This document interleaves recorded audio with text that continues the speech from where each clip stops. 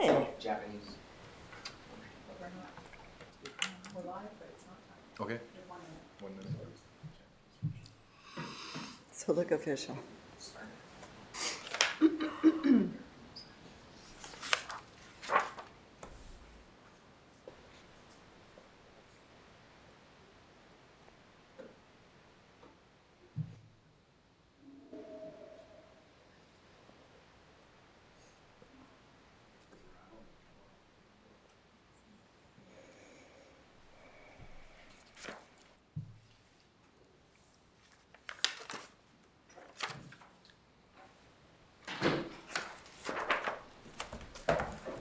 Can you please pass this along?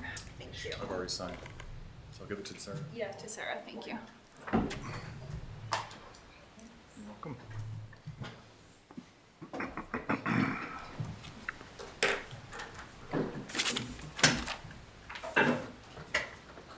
All right. Welcome to the January 9th, 2024 regular council, City of Nelson Council meeting. Mayor Morrison is not here today, so I am the acting mayor. And Councillor Panero will be joining us at 7 tonight, and Councillor Lautenberg will also be joining us at 7. Virtually, yes. So, first thing I'd like to do is the land acknowledgement. We'd like to acknowledge the land on which we gather as a traditional territory of the Ktunaxa, the Syilx, and the Sinixt people, and is home to Métis and many other diverse Aboriginal persons. We honor their connection to the land and rivers and respect the importance of the environment to our strength as a community.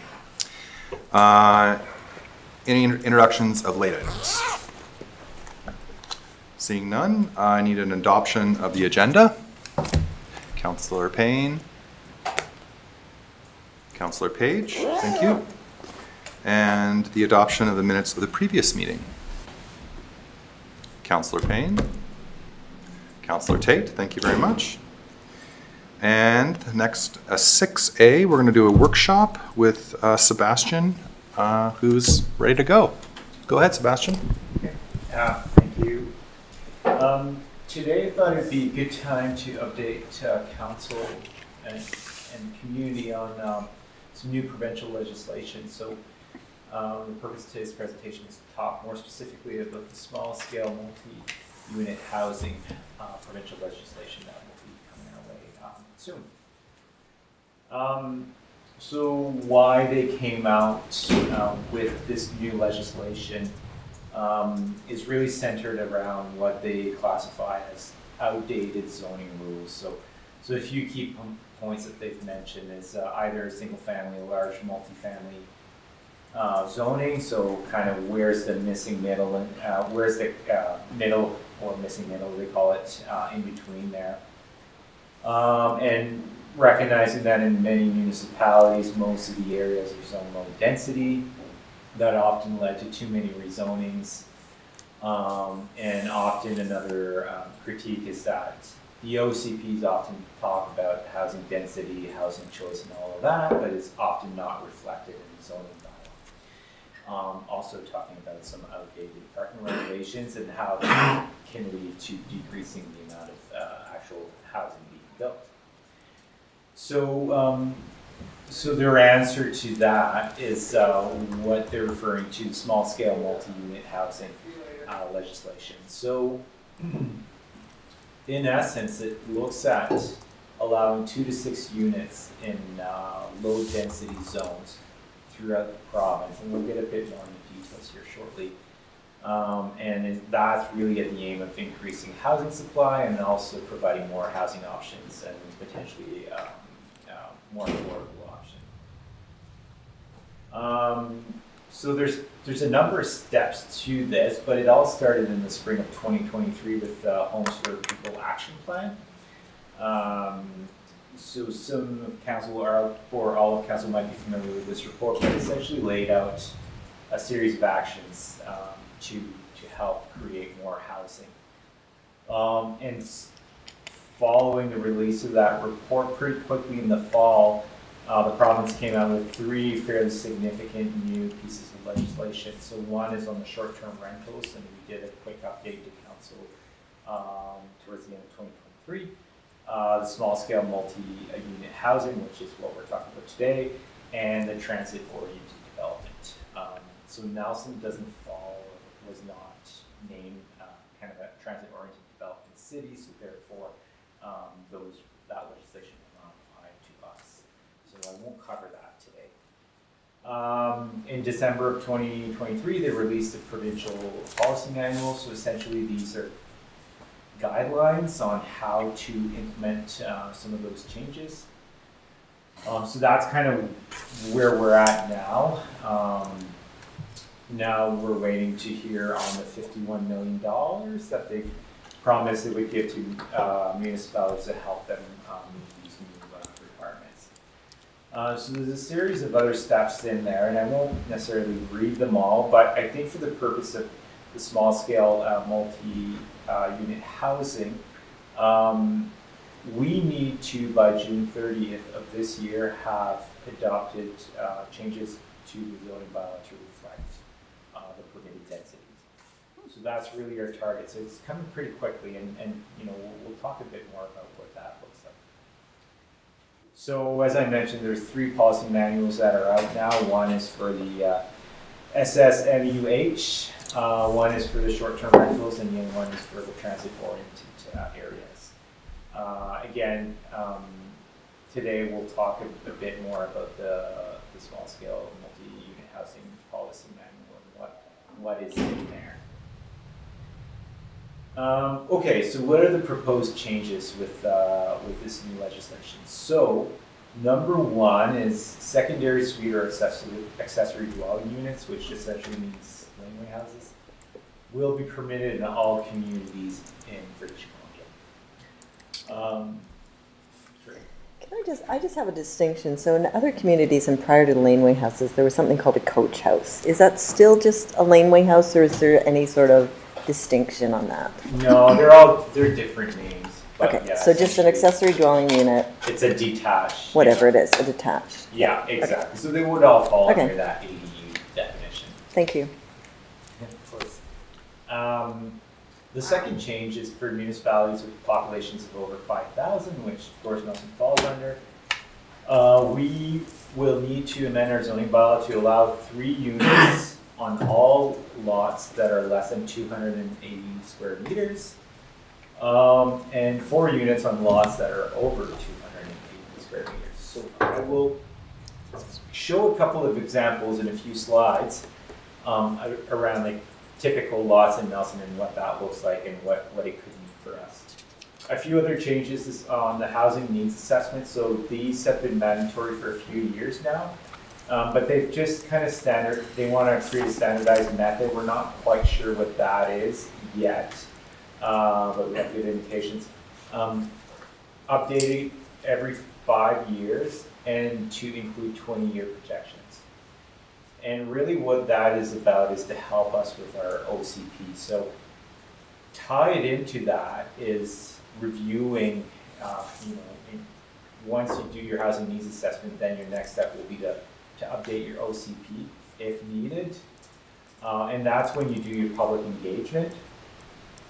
And you have to show in this updated OCP how you're going to accommodate at least 20 years growth. Growth. So it's tied. So both are working together. And then on the public hearing piece, they're trying to reduce the amount of public hearings we're doing. The province is saying, well, you know what? When you do your OCP every 5 years, that's when you engage with the community. And it's a lot less about having site-to-site engagement because it often leads to NIMBYism, right? So we're trying to avoid that and having more of a dialogue during the comprehensive plan. So in a really very short summary, that's kind of what we'll be working with. And what Tell me if this comes later. okay, Does the policy manual have anything about setbacks or lot coverage in it? yes, comes Okay, later. keep going. Yeah. Thank you. So where this 3 and 4 unit will apply is what they call restricted zones. So what they classify as, the province classifies as restricted zones is zones that currently restrict the density of use to either single-family dwellings only, so no accessory dwelling units or secondary suites. We don't have that in Nelson. Or in our case would be more zones that restrict residential uses to detached shingles or detached shingles plus 1 ADU, duplex or duplex plus 1 ADU. So essentially that for us is our R1 zone, which is essentially shown on this map as kind of a light gray color. So you can see that it's the majority of our city. What this does not include is anything south of Latimer, which is shown in purple.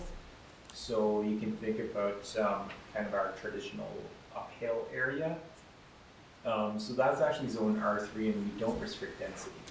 So we, in theory, don't need to change that zone. One thing I'll just mention really quickly, because if you actually done a bit of research in this legislation, they also talk about going to 6 units. But 6 units is only if you have frequent transit. And that's classified by having bus at 15-minute intervals within 400 meters of prescribed bus stop. So we don't have that currently in Nelson. So the 6 unit will not be applicable. We can go there, but it won't be mandated. Okay, so what does this all look like? So I've tried to simplify this because, you know, they're using 280 as their cutoff. Our zoning bylaw uses a few different numbers, so try and make it as simple as possible. But currently our zoning bylaw says any lot under 276 square meters, which is not a typical lot in Nelson. That is the only lot where we only permit 1 unit.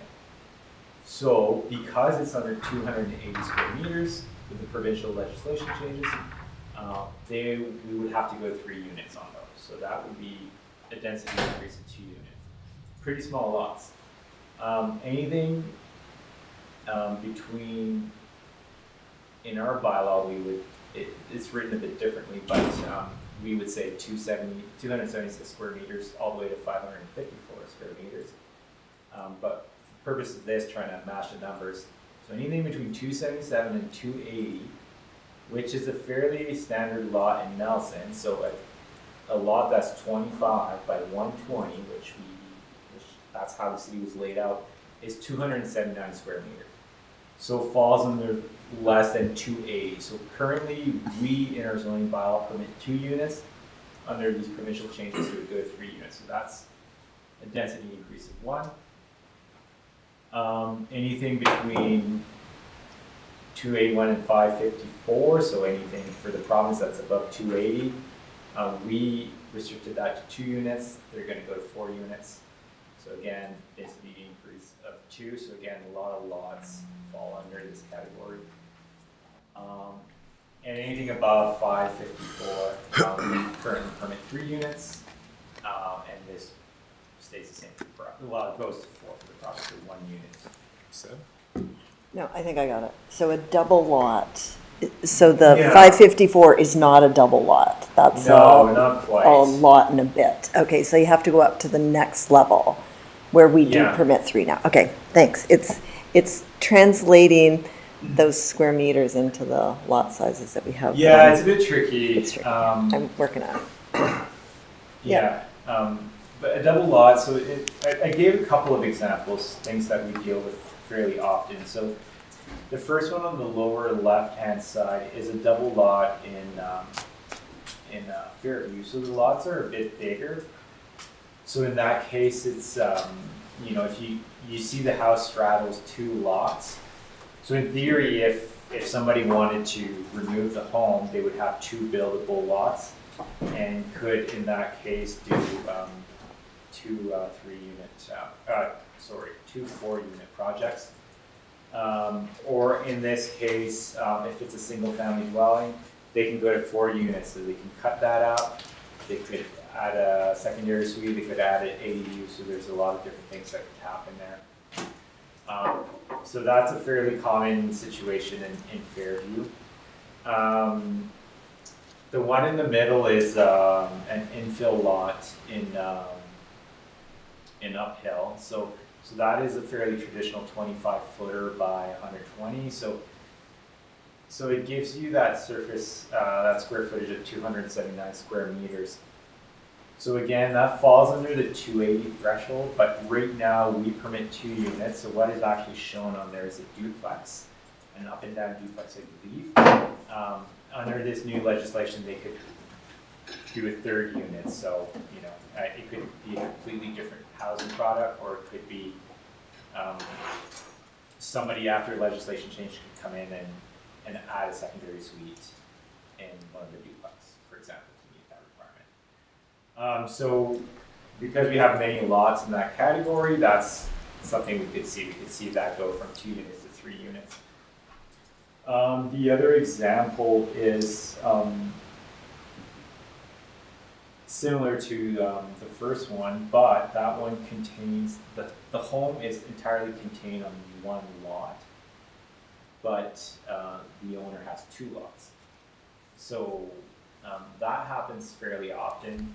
So you get an infill project. So in that case, it's that vacant lot, so to speak. If the owner wanted to develop it, could go up to 4 units. And traditionally speaking, we would allow 2. Councillor Tate? Thank you. In the first case where it looks like there's a system where you take 2 lots and turn it into 1. So would that be a burden on the city that now we would have to undo that coupling into separate lots if you wanted to go in that first example, if the owner wanted to go to the 8 units, the 4 and the 4, there would be a burden on the city to resplit it. Is that correct? No, those lines exist. Okay. I think there was a time when we allowed people to build over property lines as long as they own all the lots. Okay. So now we're kind of stuck with this. But does it have to be 2 separate legal lots in order to build to the maximum density? Do they have to be separately titled? I think is what I'm asking. Yes. But you probably have better words than me. Okay.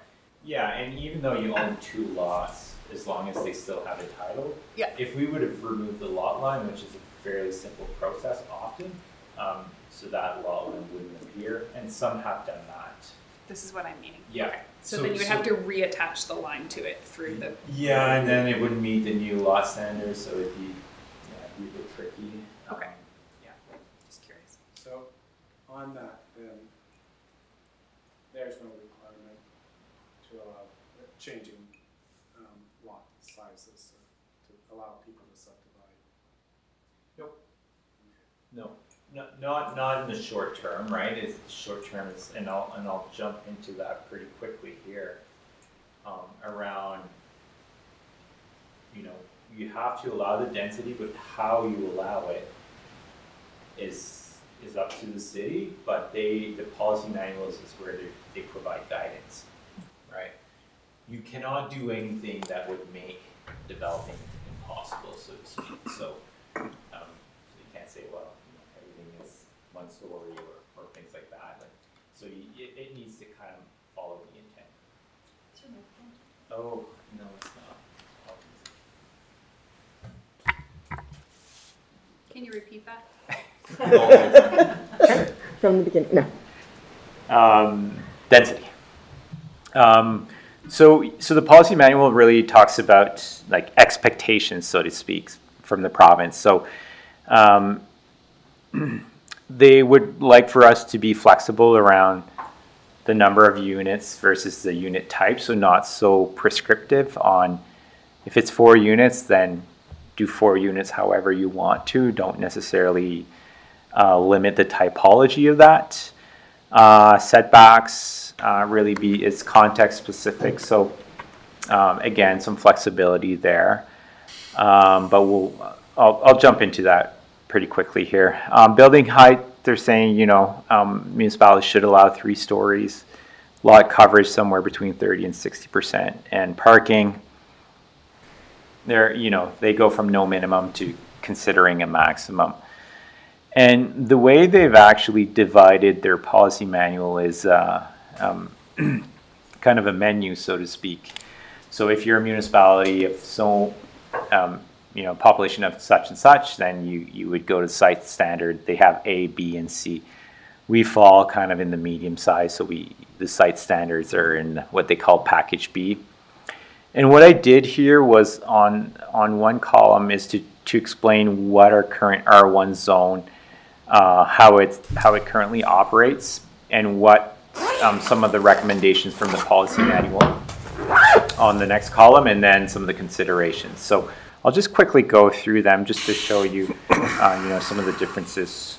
So currently, our front lot setback, so that's essentially where your house can be located in relation to the front lot line. So our current standard is 4.5 meters.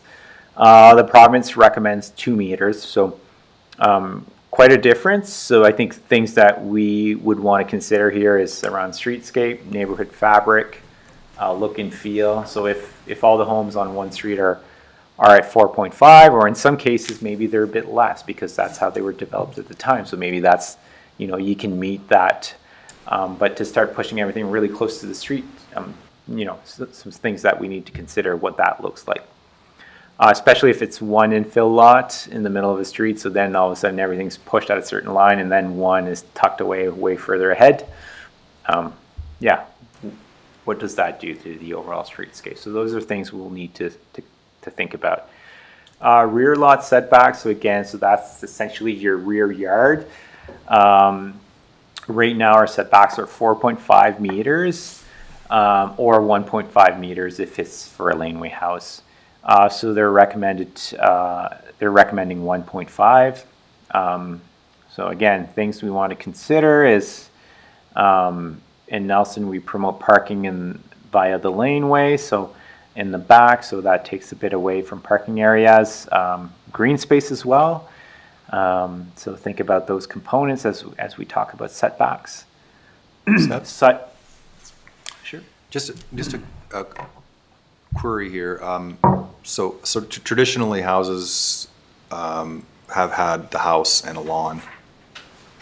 And that's been, the lawn is kind of in between the street and the house as kind of the setback. But, that seems like nowadays sort of a waste of space, which could be used. But you're also saying that we need to maintain some setbacks so that we're not building, post to post or, not the entire lot. But can you talk a little bit of like where lawns and green space on a piece fit when housing is so critical? Yeah, I think that's the question, and that's what we're going to have to work with council and figure out, what we think makes sense. I think there's trade-offs, right? Like I think when you go to in the downtown, for example, our setbacks are 0. So you go right to the front, and usually it's a commercial space in the front, so you're not looking into somebody's living room. So you got to think about, it's not only a setback, but it's design standards too, right? If you bring residential really close to the street, usually you want to elevate it a little bit so that people that are walking, it's a comfortable pedestrian environment, and you don't feel like you're looking into somebody's space, and vice versa. So you got to think about some of those things. We want to think about room for trees. We want to think about, different things like that, landscaping. But yeah, I think there's room to talk about that, right? Where does it make sense to kind of be a bit more flexible? Yeah. Okay. I just want to differentiate between lawn and yard. So front yard has different uses than just a lawn. So that is one thing that when you look at those neighborhoods to maintain that neighborhood feel, then there may be benefits to the front yard. And that's an interesting thing to consider around setbacks, in my opinion. Yep. Yeah, no, it's, it's one thing to say, here's how we've traditionally developed a suburban neighborhood versus an urban environment. So to start pushing kind of more urban standards into, kind of more of the low density is, I think those are really good conversations, but I think we have to, we have to think about it. We have to measure it out and see, what's acceptable and, Yeah, so there'll be a lot of discussions, and this is why the policy manuals was not a shall, it's a kind of a should, or, but they realize that every municipality is a bit different, right? So that we want to think about our context as well. Okay, thank you. And just, the other thing is storm, is, all that green space retains runoff, we hardscape to the street, we already are challenged with what we do with storm and those more frequent, big rain events. So it's the antithesis of, of managing climate change is adding more building space, you've got more roofs, you've got more, all those things are adding more runoff, so that's one thing to look at. Interesting enough, on my Christmas vacation, we traveled across the DC and Alberta, and we have kids that live in Edmonton in an older neighborhood, and one of our kids just bought in Calgary in an older neighborhood, and that densification is definitely happening in those neighborhoods. There's, and that mix of the old bungalow is now being towered over by these new duplexes, fourplexes, and larger things, and that is ultimately all those bungalows will be redeveloped into these new units, and I guess that's that OCP discussion is the vision for our community, because that's ultimately what happens when this, when you look at this. And as far as maybe just a clarification is, so basically we have to do a housing study, we have to project what we see our population being and how we can provide housing to meet that population gain. So I guess two questions.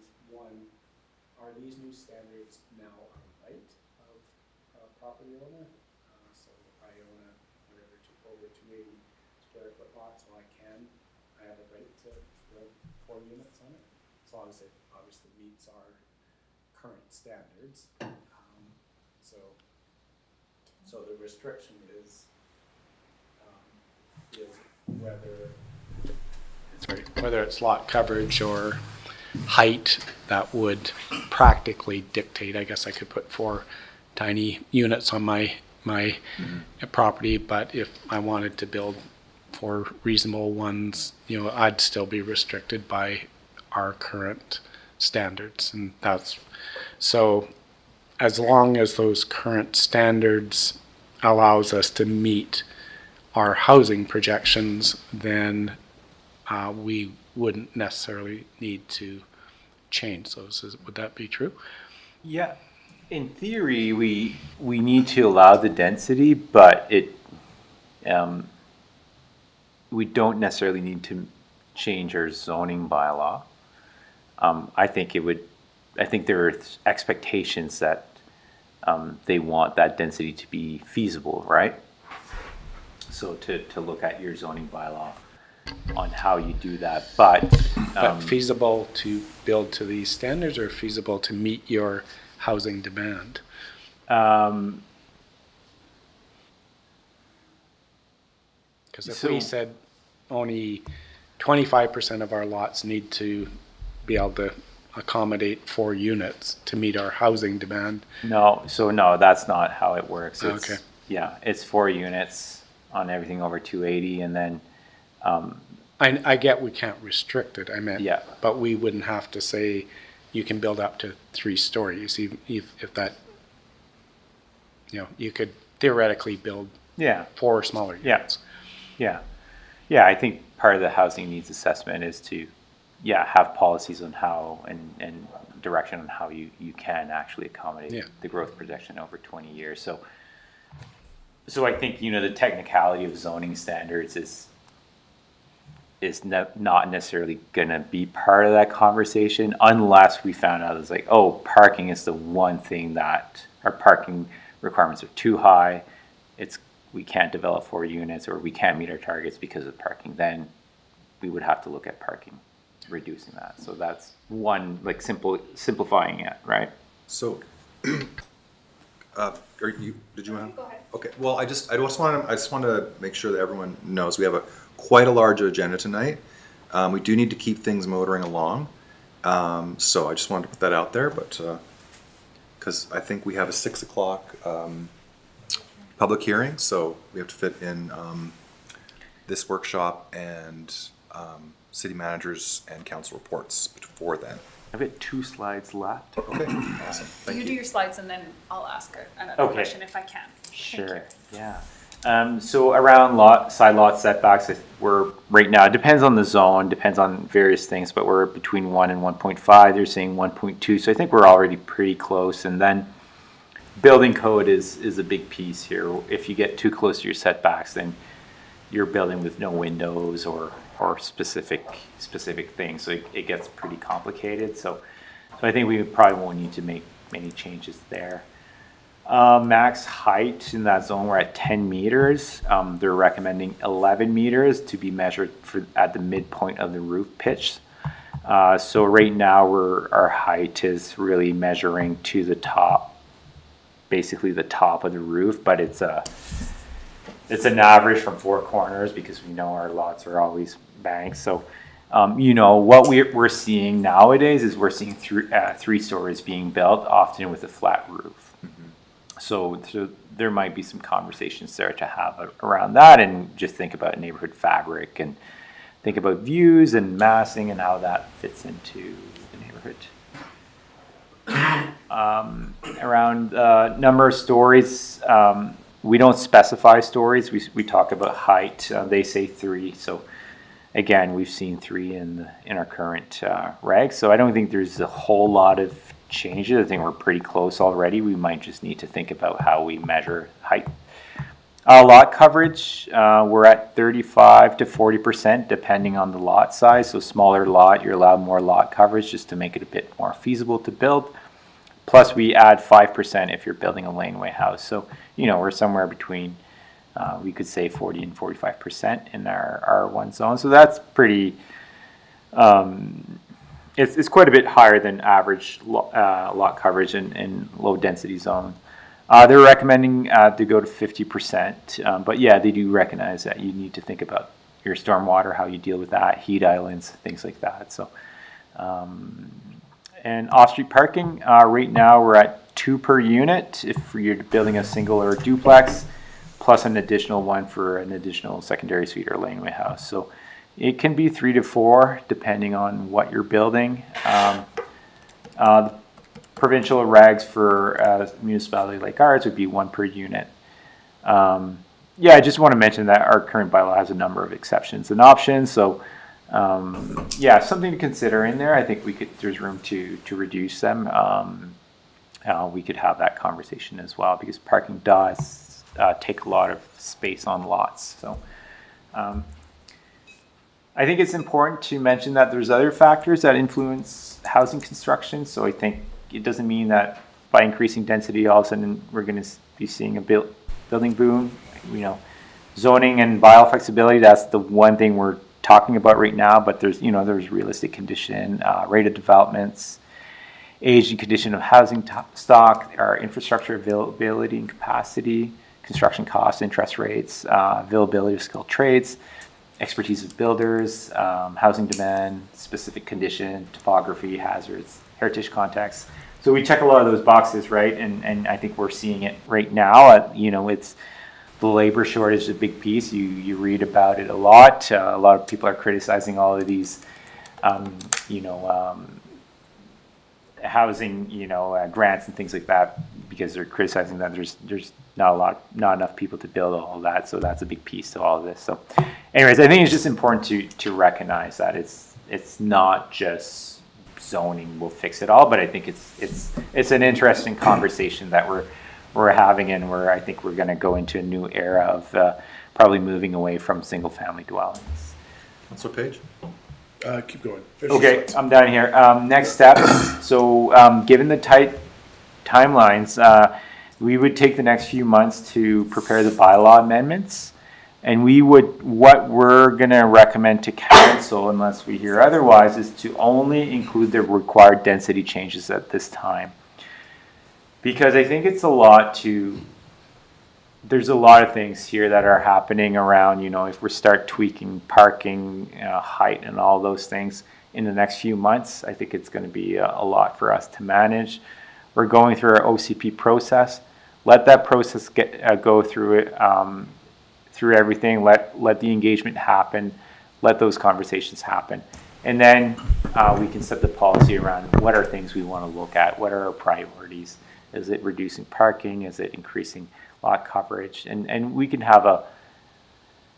take the time to get it right and not really kind of be knee jerk and all of that. So that's our thought process.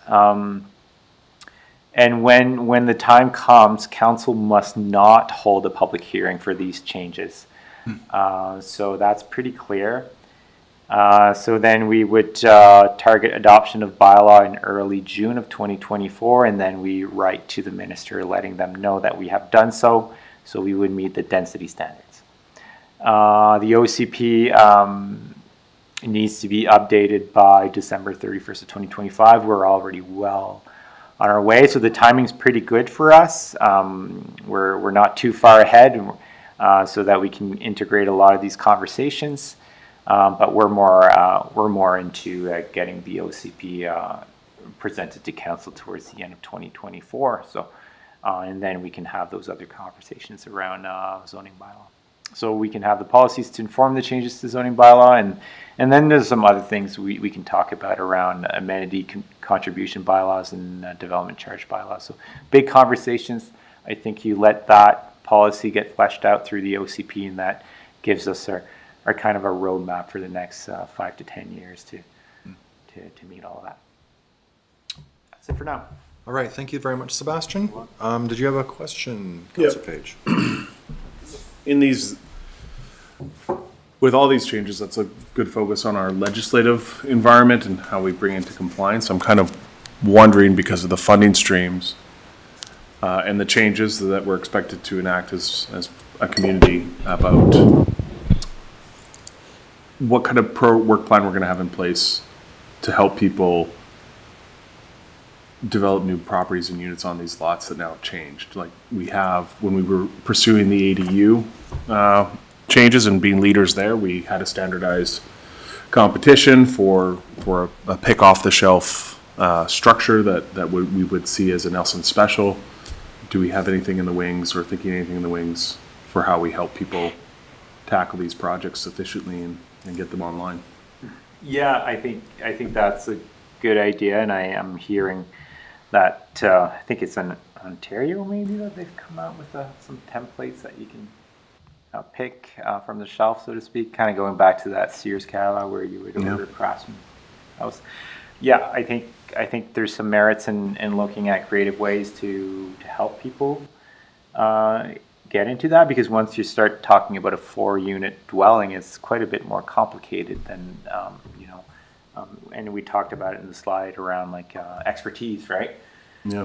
If we have more an expertise of, we're really good at building secondary suites or renovating to get secondary suites, we've got the single family home figured out, but on the larger projects, maybe there's a bit of help there around understanding that and what's involved. So we're not there yet. We haven't come out with a list right now. We're just trying to stay ahead of what's coming, and so we're attending all the webinars for the province around these changes. We want to be up to date, and our focus is to get the bylaw ready to council by June, but then those other conversations will need to happen for sure. Okay, thanks. Councillor Tate, and then Councillor Payne. There's some rapid fire. Okay. Does any of this SSMUH apply to the RDCK? Like So the rural regions around? yeah, so I mean, there's different municipalities in there. So if they're Not more than those. 5,000, Yeah. So the rural will need to have, they will need to allow 2 units. Oh, interesting. Yeah. Is there anything that would prevent people from building only one unit. So a requirement of densification. No, but it doesn't mean the municipality couldn't say minimum densities. Okay, that's Often the we've minimum. regulated with max, but yeah. Okay, and so then what's the limiting factor? Because the setbacks, when you do the math on those, come out to like 65% lot coverage. So yeah, what is the limiting factor? Is it the lot coverage? Is that the thing that we need to discuss? Is it the setbacks? Is it the height? These are all the questions that we need to figure out. Yeah, I think it's all of the above, and it depends on the housing product you're trying to build. If you're building, for example, if you were to build like 4 studio type apartments, then you could probably fit that in nicely. But if you're trying to build 4 3-bedroom type units, that's going to be a bit trickier, right? So, so I guess I don't think it's one thing. I don't think it's, height will be the main thing. To me, parking takes a lot of space on the lot, so that will likely be something we're going to have to discuss. Setbacks as well, if depending on what we want to see, do we adjust a little bit in the front, a little bit in the back? Yeah, so I think those are questions. And then the height, right? If they can tuck in another story, a 3rd story, that creates a bigger floor plate. So, but I don't think it's one that will solve it all. It's going to be a combination of all those little things. Thank you. Is it, so Councillor Payne had a question, is it along with Councillor Tate's? Okay. I'll just jump in with parking because I agree that's the biggest, when you look at the requirement we have for a parking spot. And if the parking spot is per unit, not for bedroom, it doesn't even matter if you do 4 small studios. The requirement for the parking is the big number there. So I would prioritize that one. The other thing that I just want to check in on is many of these choices will be significantly affected, or not affected, that's not what I'm looking for, is I just think we need really close consultation with the climate team around these things. So I'm sure that that's a part that we've been working with all along. And as we go forward, many communities are looking for more on-site stormwater management as opposed to chucking it all out. So that's something, especially as we move into somewhat drier seasons than we've experienced, being able to store that in situ, maybe one of our best advantages going forward. And to do that, we need lot availability. Yeah, it's going to be a lot of trade-offs, right? Do we put more blacktop? Then we need bigger pipes. Yeah. Right? So those are things we're going to need to think about, right? CEO? Yeah, a couple things. Just in terms of this is all predicated on your housing strategy. How much housing do you need? So we're, as far as and the OCP has to reflect that housing needs, right? So in terms of kind of that alignment of developing or updating that housing strategy, which will inform the OCP, which ultimately informs zoning. How's that fitting? Where are we at? Yeah. Yeah. So we have a draft housing needs assessment currently that we're reviewing, and we identified that as being key to complete before we move into drafting policy for the OCP. So we're there. We don't want to finalize it until we hear what the province, like this new standardized approach to the housing needs is. So we feel like we're probably there. We have indication that we're doing it. But if we need to do little tweaks before we finalize it, we'll do that.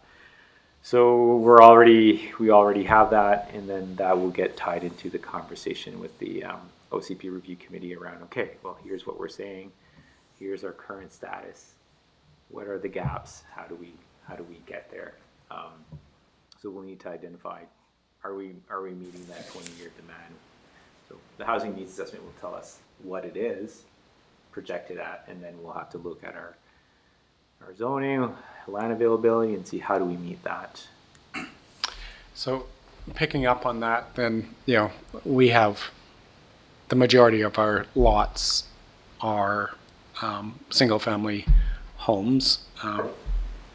We have a fair number of secondary suites, I guess. But,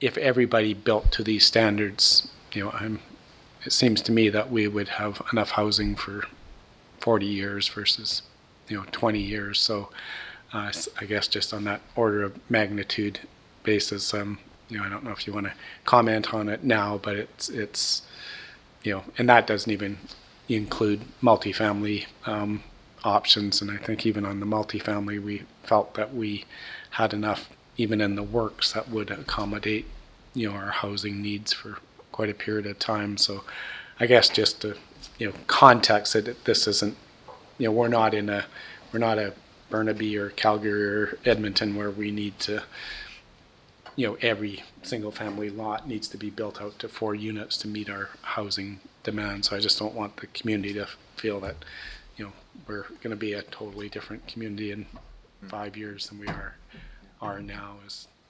Yeah, I suspect that, and we've done some research in the past around like what's our theoretical capacity based on solely like allowable zoning, and it's quite a bit, right? We did a mapping exercise, looked at all the infill lot, we looked at all the properties that could add a unit, for example, and the reason we had done it was to help with the stormwater, Right. sorry, not the stormwater, sanitary master plan, right? To just talk about numbers.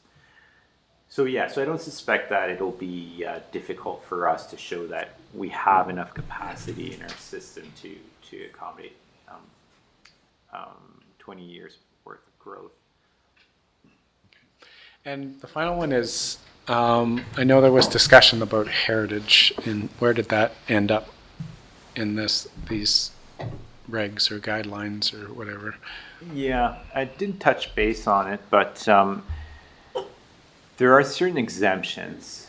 And for example, if you had a heritage conservation area or heritage properties, those could be exempted from these regs. So I think they're recognizing that they don't want to see heritage areas getting demolished in order to build new housing. So we don't have heritage conservation districts, so you can't go after the fact and kind of create a whole bunch of heritage restrictions to exempt yourself from these rules.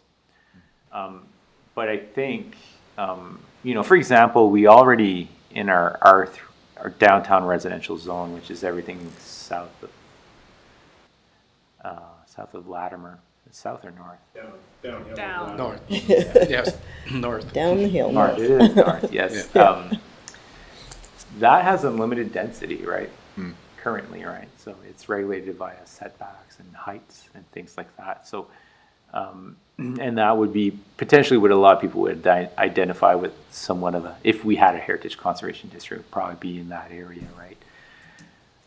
So that doesn't need to change under these new regs because they're not restricted in density, right? So I think they're thinking of Shaughnessy when they're thinking of heritage protection areas.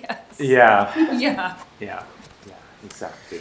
But yeah, I think we have to be careful around like kind of look and feel. We don't, there's a certain look and feel to Nelson that we probably don't want to lose. I think there's ways to increase densities. There's ways to change your bylaws without affecting it. But I think we need to be cognizant of that. And I think also, the city of Nelson has a long tradition of allowing for additional density in our low density zone, which is not typical for a lot of municipalities.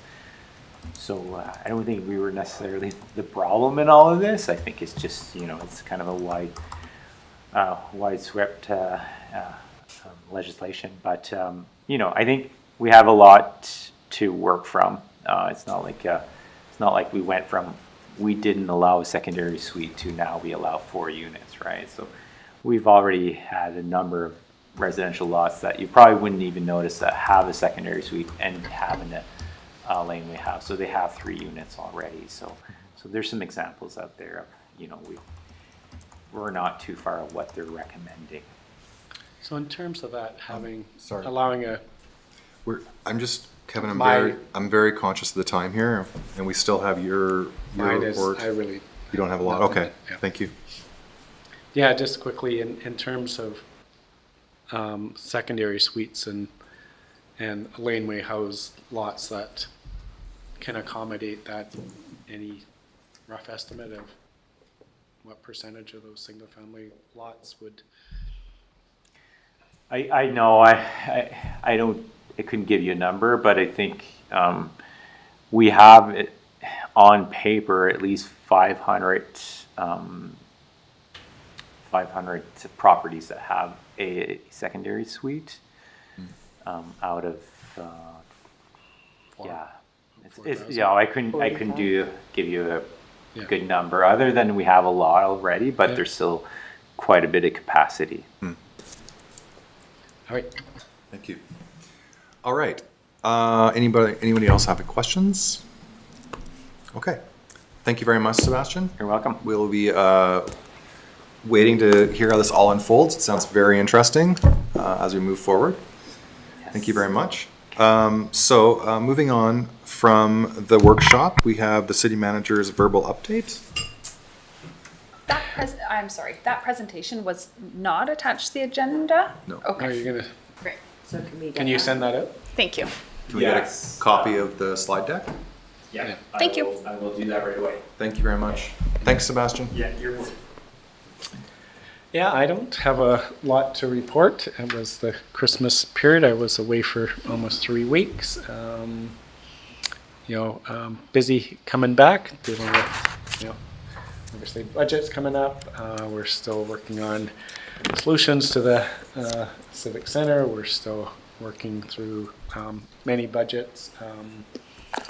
We're preparing for negotiations with some of our unions.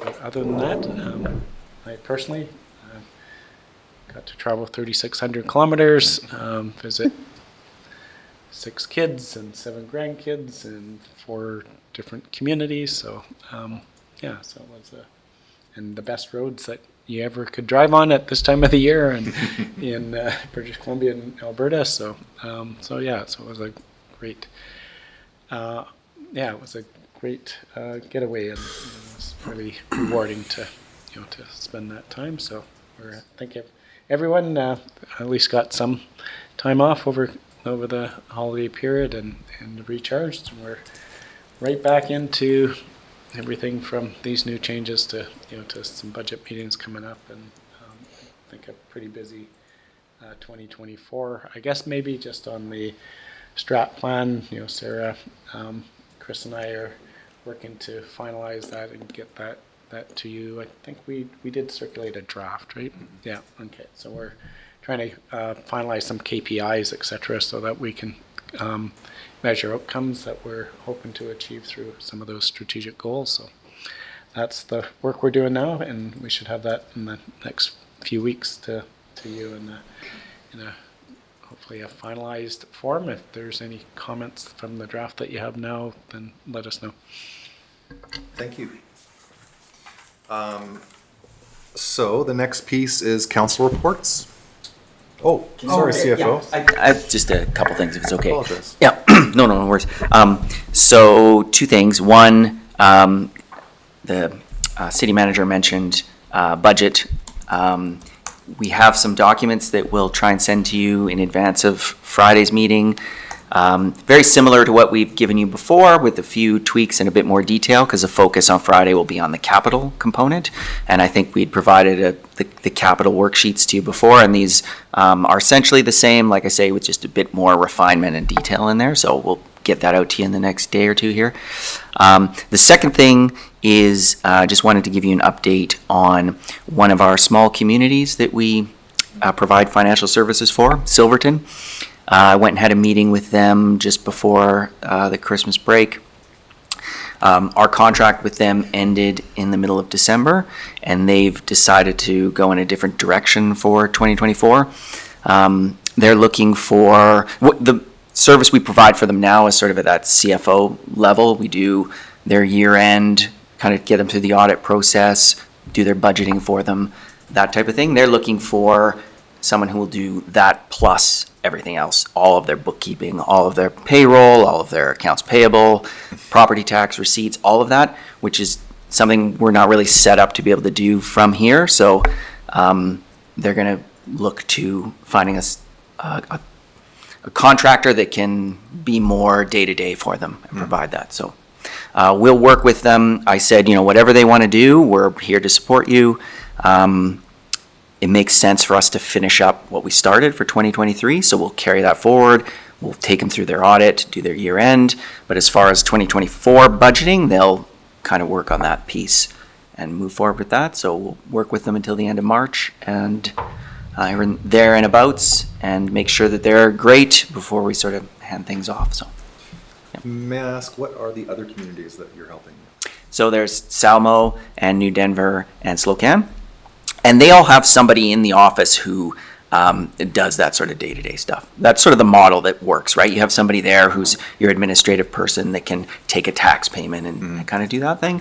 And Silverton just doesn't have anybody there. And they find it challenging to hire and keep someone, so they're really looking for that contractor where they have that stability and they don't have to worry about somebody working for a few weeks and then resigning, right? So. Okay. Yeah. Thank you very much. Any questions? No. Okay. So moving on to council reports. Do the councilors have anything to say? Councilor Page. Just kind of quickly go over some of the updates. So we have adopted our strategic plan at the Regional District of Central Kootenay. That's probably the biggest highlight out of that. We just had a meeting of the West Kootenay Transit Services Committee earlier today and are taking on some work with some funding from ETSI around transit values and cost apportionments, hopefully to be out come midsummer. And really that's about getting to less of these conversations of how we might improve X, Y, or Z services, but instead have those value conversations on what we're trying to achieve. Are we trying to support commuters getting to the office? Are we trying to create healthcare connections? Are we trying to help students get to school? And once we've kind of got those clarities, both as a regional district as a whole, but also as on an area sizement, then get into what's the framework for an appropriate apportionment to achieve those goals. And so that funding has been achieved, and the reporting will come out come midsummer. And then we'll make different choices around what we're doing with transit. And does that, is there a collaboration there with, I saw an announcement today about the Castlegar Chamber of Commerce also getting ETSI money for a transportation study? Yeah, ETSI is the economic trusts are being used by the province right now as a vehicle to provide funding to get all sorts of ground transport questions answered. This isn't going to get so much into, because there's a lot of push there at understanding the intercommunity links, the Cranbrooks to Kelowna, the Nelsons and Caslows and Samo to Caslow. So it's not going to tackle that so much unless that comes out a lot in the goals that we're trying to connect the communities, but So sorry, the study is, what are we trying to do? That's the question of the study. How do we prioritize what kind of transportation we prioritize? Yeah, it's to nail down the values to then build the allocation framework, similar to what we might have done at the recreation table. Councilor Payne. And I know you mentioned three things probably just off the top from being at your meeting, but I'm certainly hoping that there'll be a strong environmental focus around the concept of transit as helping us meet our...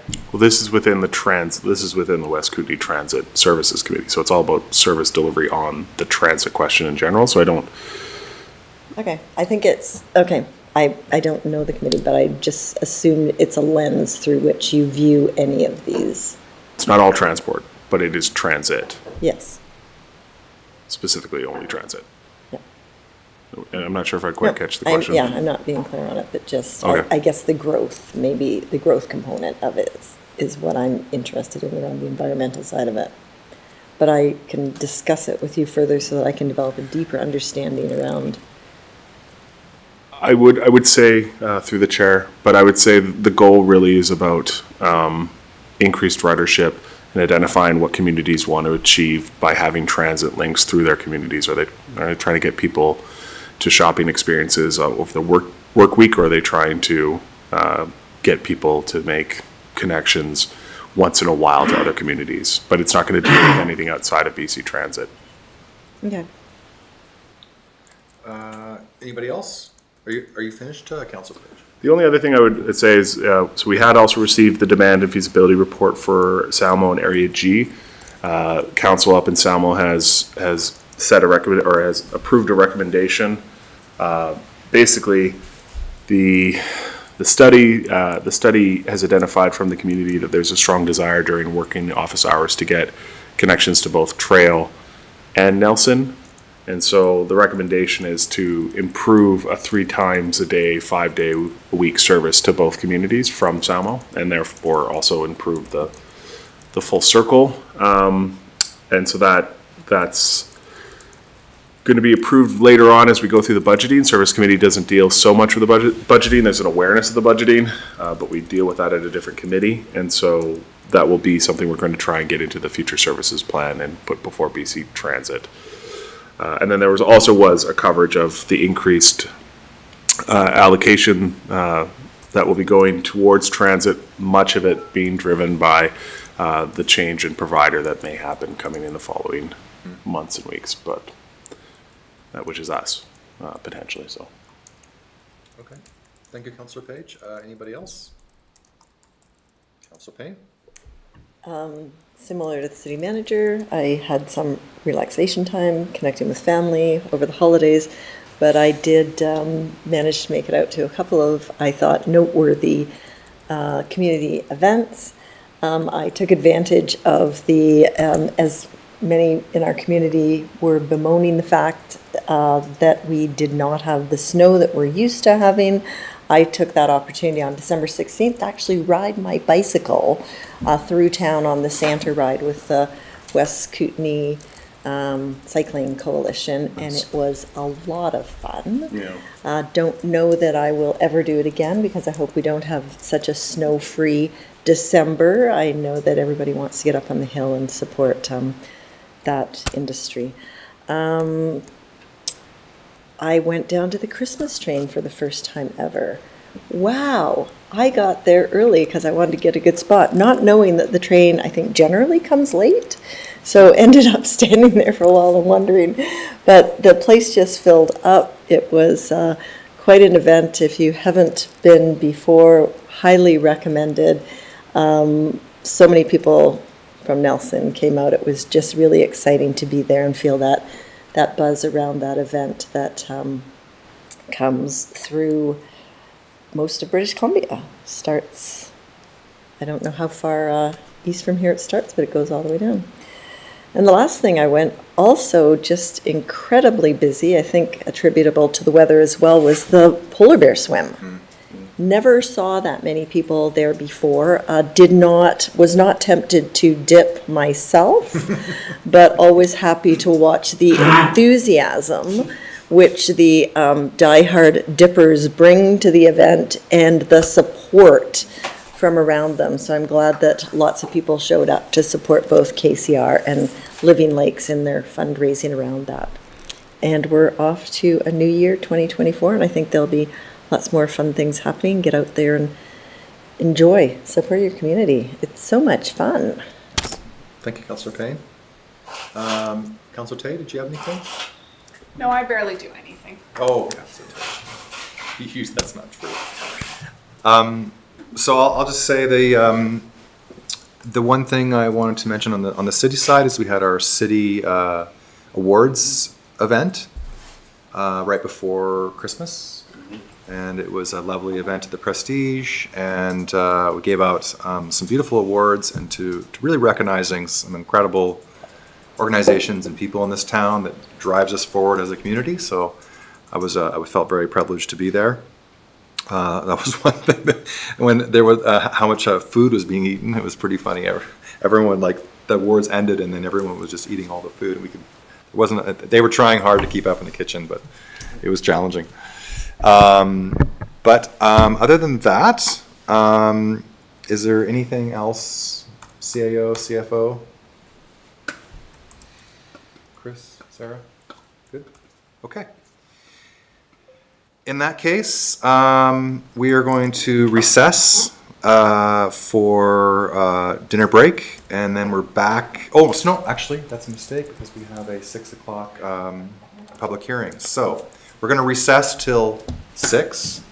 So let's just say like 20 minutes or so, and then we'll get back here for the public hearing, and then starting at 7 with the regular meeting. So thank you very much. Oh yes, can I have a motion to recess? Councillor Page, Councillor Tate. Okay, thank you.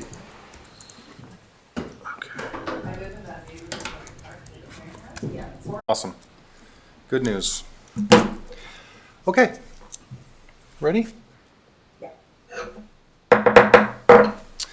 Hello, everyone. I'm going to call this meeting back to order. Tuesday, January 9th, City of Nelson's Council meeting. So just, I'm here as acting mayor because the mayor is not in town. Rick is somewhere fabulous, it looks like, with his family, but he is here with Zoom. And so I'm going to move along and begin the meeting.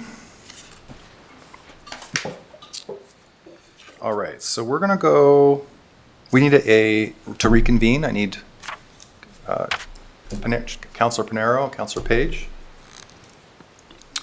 And then we're going to move right to number 12, Bylaws A. And that is the fees and charges amendment, 2024 wastewater rates, bylaw number 3590. All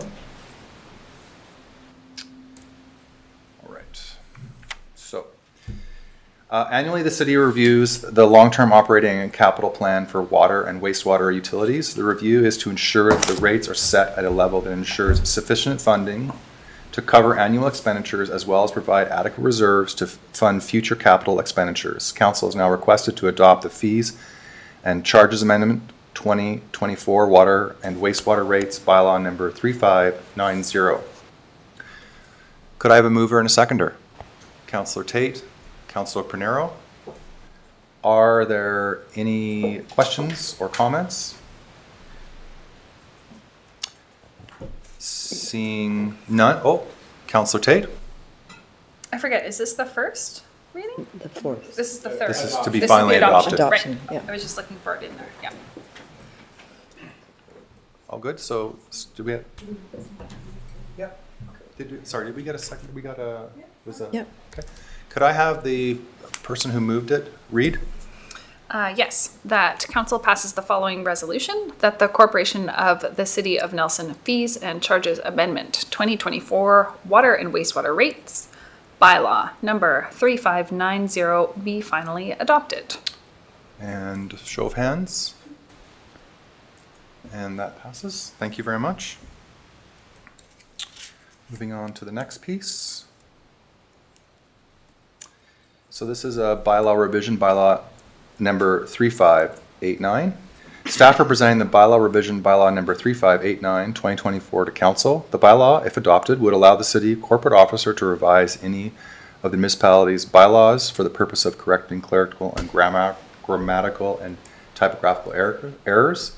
Council is now requested to adopt the bylaw revision, bylaw number 3589, and this is finally adopted. Can I have a mover and a seconder? Councillor Tate, Councillor Pinero. Councillor Tate, do you want to read? Yes, that council passes the following resolution, that the Corporation of the City of Nelson Bylaw Revision Bylaw number 3589 be finally adopted. And show of hands. Did I miss the questions part? Oh, would you like to? Probably is, yeah. This is final adoption. I do understand that. Okay. I don't have a question per se. I just want to point out for anyone who hasn't been to this point before, and those people in the audience, that both of these items have come before us twice before. So there has been rigorous discussion around them. Sometimes it seems like we're just flying through these things when actually this is just finalizing something that has been well presented, well discussed, and now we're at that point after due consideration that we're just finalizing it for the record. Thank you, Councillor Payne.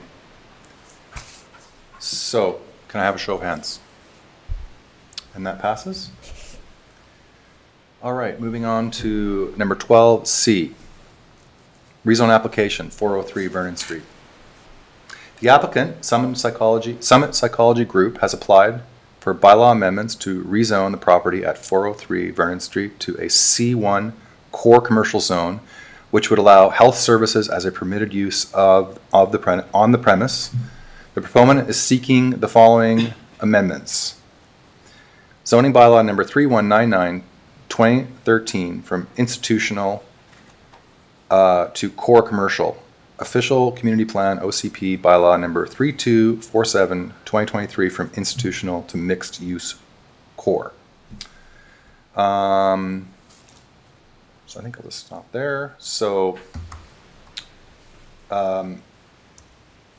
Sarah, is this, so there are five? Yep, and they're 5 separate. They're 5 separate, okay. So this will take a little moment here.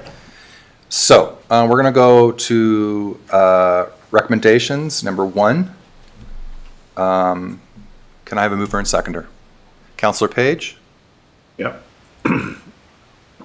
Councillor Pinero? Councillor Page, could you read number 1, please? That the updated statement of significance and heritage covenant draft be approved. Can I have a show of hands? Thank you, that passes.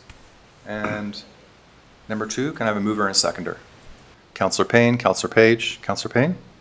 That the zoning amendment bylaw number 3583, 2023, be read a third time by title only. May I have a show of hands? That passes. Number 3, I need a mover and a seconder. Councillor Page? Councillor Pinero, Councillor Page, can you read, please? That the zoning amendment bylaw number 3583, 2023 be finally adopted. Can I have a show of hands, please? That passes. Number 4, can I have a mover and a seconder, please? Councillor Payne, Councillor Page, Councillor Payne, can you please read it? That the official community plan amendment bylaw number 3584, 2023, be read a third time by title only. Great, and I'll call the vote on that. Sorry, can we call that vote again? Great, it passes, thank you very much. And number 5, I need a mover and a seconder. Councillor Page, Councillor Tate, Councillor Page, please. That the official community plan amendment bylaw number 3584, 203 be finally adopted. And I'll call the question. And that passes. Thank you very much. Moving on to the next item. Okay, so this is parking meter fees and parking fines.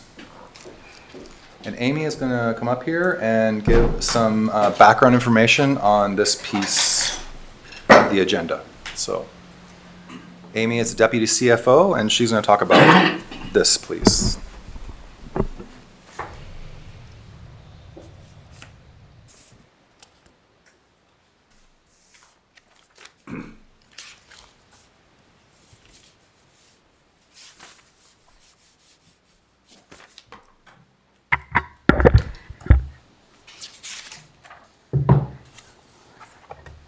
Thank you, Acting Mayor. I'm just gonna pop my screen up here.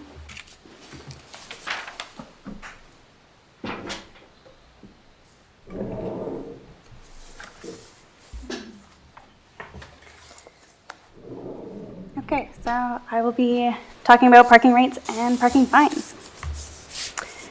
So in some background information, in 2021, Council formally approved the downtown parking strategy to establish a clear, goal-driven framework that assists staff in decision and policy projects related to parking within the city. This strategy is designed to help the city achieve its sustainability goals, including economic, social, and environmental goals.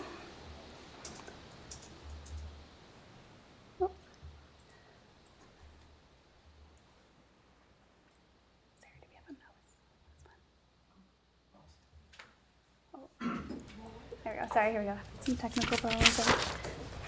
Do you need a milk? No, I'm good. It's off screen. Thank you. Okay, so the strategy, it continues to recognize that convenient and accessible parking in the downtown core has a regular turnover and is critical to the downtown businesses. The downtown parking strategy highlights over 60 recommended actions under 13 major categories. Because parking is such a big topic, we have broken these down into different phases, and we will be focusing on hourly rates and parking fines today. You can definitely expect more phases and more presentations to come out in the future as well. With that, staff are recommending changes to 3 of the major categories: maximizing current parking assets, financial stability, and also effective enforcement and increased compliance. In a very quick overview, Nelson has roughly 875 parking meters within the city, which roughly only makes up 6% of all of parking. From the studies completed in the downtown parking strategy, statistics also show that on average, only 40% of those who park in the downtown core of Nelson do not live in city limits.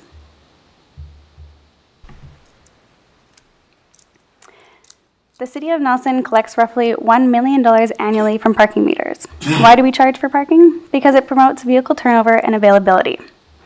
As identified in the downtown parking strategy, studies have shown that for every prime spot occupied by a commuter all day can result in at least 5 fewer potential customer visits. Optimal parking stall occupancy is considered by industry experts to be 85%, meaning that for every block at any given time, there should be 1 to 2 available parking spots. All of the parking revenue goes directly into our capital reserves that fund our improvements for all transportation infrastructure, including roads, bike lanes, and sidewalks. This also means it is not just city residents that fund these costs, but everyone who benefits from our transportation network. It is also a friendly reminder that it is important to think of all modes of transportations, even when we're just talking about parking rates. So what are we facing nowadays? Along with increase in wages, Statistics Canada states that non-residential construction costs have increased roughly 42% since 2017, while parking rates have remained unchanged. The City of Nelson has been super fortunate to receive several grants for active transportation. However, grants are never guaranteed. And when we are fortunate enough to receive a grant, they rarely cover 100% of the cost and still require a financial commitment from the city. Parking revenues ensure sufficient reserve balances are available to keep our current infrastructure future ready. Limited available downtown parking can be addressed by either creating more parking spots or maximizing our current parking assets. In the downtown parking strategy, studies showed that key locations in the downtown core were well over optimal stall occupancy of 85% during the hours of 10 a.m. to 4 p.m.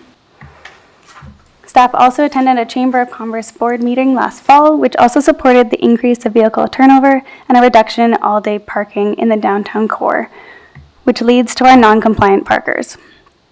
At the current hourly rate of $1.25, paying for 8 hours of parking is the same price of an expired meter ticket at the early price. So if it's paid within 14 days. Although it's possible to receive multiple tickets per day, this encourages some drivers to risk getting a ticket rather than paying for parking. To help mitigate those challenges and to move on to some more exciting news, to help maximize our current parking assets and increase convenience to both residents and visitors, the City of Nelson will implement a mobile payment option in 2024. Drivers will soon be able to have the option to either continue using coins in parking meters or use their mobile device to pay for parking. This will also allow drivers to extend their parking if they are away from the vehicle and provide real-time updates to bylaw officers.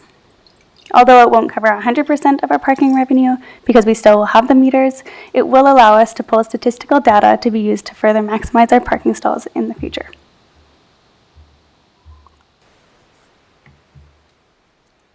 To address our financial stability, we move on to the proposed hourly rate increase. In 2017, the City of Nelson last increased parking meter fees to $1.25 per hour. Prior to that, the last increase occurred in 2011. Staff are now proposing an hourly rate of $2 per hour for technology costs to increase convenience for users and address the major increases in infrastructure costs since 2017. It is estimated that this increase will result in roughly $400,000 annually, which will be directed into our capital reserves that fund our transportation improvements. Designated commuter parking spaces will remain at $5 per day to encourage the use of commuter parking areas outside of downtown core. For those listening in, a copy of our downtown commuter parking guide can be found at nelson.ca/parking to see a list of all-day parking options. And when the weather is a little bit nicer, we do love seeing people use the many bike parking across the city that we've installed the last few years. Along with increasing hourly rates, staff are proposing a consistent percentage increase for parking fines in categories 1 through 3. Category 4 and 5 will remain as is due to the nature of those fines do not directly relate to parking meter spaces. In addition, the Category 1, for example, the expired meter ticket, parking fine is $25, and if paid within 14 days, the ticket is currently reduced to $10. As mentioned earlier, to really encourage parking compliance, staff were recommending to adjust this early payment discount from 60% to only 50%, so that the early payment price for an expired meter would now be $20 instead of $10. Thank you, Amy. Very welcome. Council, any questions for Amy? Okay, Council Pernero and then Council Payne. I have a few, but I'll start with the first one. The 40% of people who don't live here that use that park downtown, do we have any way of knowing how many people, like I know in a city like Nelson, people that don't live here technically can be people that live right across the bridge and their kids go to school here and they shop here every day and they work here. Is there any way of knowing, do we have any idea how much of that number is those people and how much of it is actual like tourists per se? Yeah, unfortunately not in this parking strategy did they outline that. They just... Sorry, unfortunately, no, not in the downtown parking strategy. They didn't identify what broke up that 40%. Potentially, if we do have that mobile payment option where we potentially could ask questions, but we weren't going to specifically get information from the users that download that app. Okay. I'm happy to take a break if you want to go Why ahead. don't you go through your list and then maybe they're on mine. Right, and then there was a supplementary, a bunch of information here as well, which sort of detailed like the cost of a parkade, like adding parking to what we have already, because I think a lot of people anecdotally feel like there's not enough parking.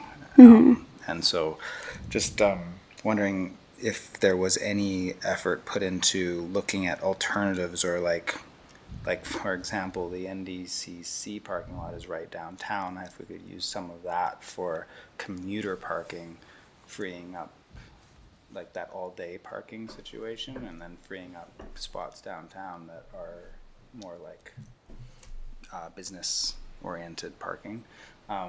Because again, there's been a lot of, I just feel like the reality of the situation is that, and it's said in the supplementary information as well, like there's the vast majority of people drive downtown. That's just the way it is. Like the vast majority of people use cars, and the vast majority of people need parking.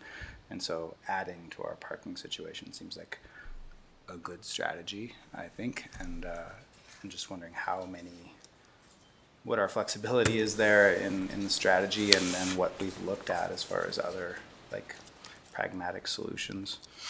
From discussions with Bylaw, our current commuter parking isn't fully utilized. So to encourage more people to use those maybe first and get them off of those hourly meter spots is part of this phase, and then, going in the future, we'll be talking about the parkade and potentially other long-term parking. And then just lastly, I think, just the rate increase, so for the previous 6 years, it went up 25 cents, and now for this 6-year period, it's gonna go up 75 cents, and that seems different and like drastically so. Beyond, like, how much of that is sort of a stick and how much of that is actual increased cost? And also, is that really going to push compliance when, like, again, anecdotally, a lot of people just don't pay their parking fines already. And if they're prohibitively expensive, then why would they? I'm not sure why they would pay them. Does that not just create a problem for the city in collections? And do we already sort of have that problem with people just like fining them is one thing, but collecting the money is another? And where do you see that? I think it's a bit of both. So the collections currently stand around 85 to 90% collected, which isn't terrible. And I think the increase in fines is more of a deterrent to open up that availability in the downtown core. So we have less people plugging the meter or staying there all day, gives us more availability in the downtown core for the businesses to have that turnover. You're okay. I think CAO and CFO want to make a comment. Yeah, just on,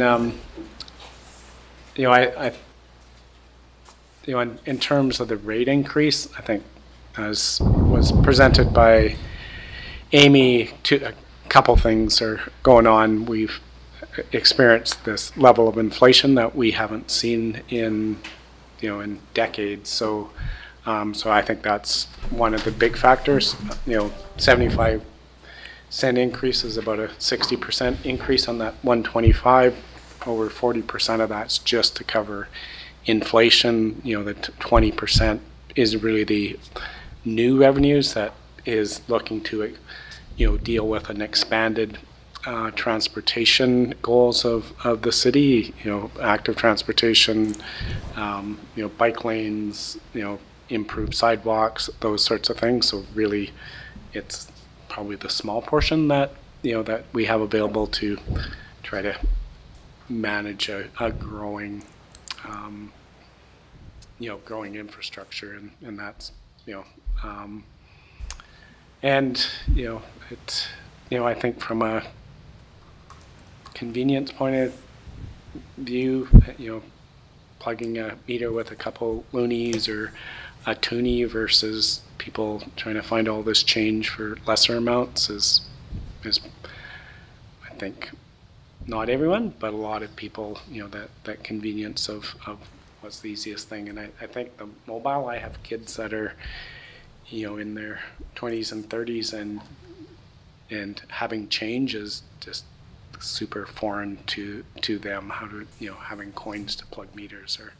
So I think ultimately it's the, the mobile apps. But as far as the, the funding, I think it's, we don't increase these on an annual basis. As you saw, 2017 was the last time. That's 7 years ago. So even though this is a big jump, it's a big jump, but it's unlikely we're going to increase again. Probably for another 5 years or so. So it's doing two things: catching up and looking forward. Thank you.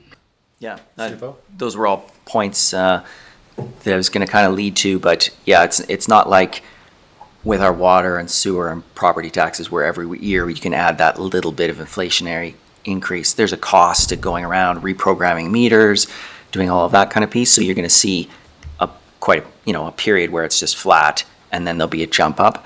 But it really is just the increase in the capital cost of doing our paving program, and for the same budget that we've had for a number of years, we're just not able to do as much, and we want to be able to provide at least that amount plus look at some of these other transportation options as well. And as far as the parkade, that's definitely like top of our mind, of especially when we get an electronic payment solution in there, that might be the first place we look at rolling that out. And it's just some thoughts we have, but having that be kind of the place where you can go and just book a spot in the parkade using your phone and kind of try to maximize that, because there's a lot of available spaces in there too. So I think that would be a good starting point for that.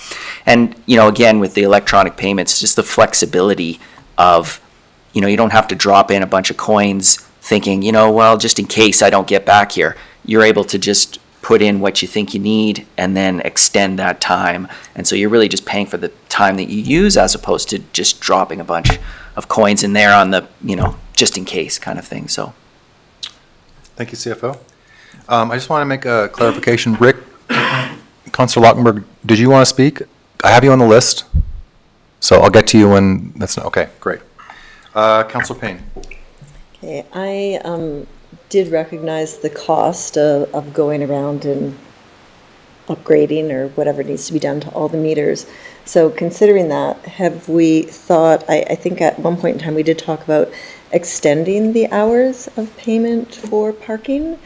And I don't know if, I'm pretty sure it was in Nelson. Wasn't there sort of winter parking hours and summer parking hours? No, okay, that's somewhere else. Forget I said that.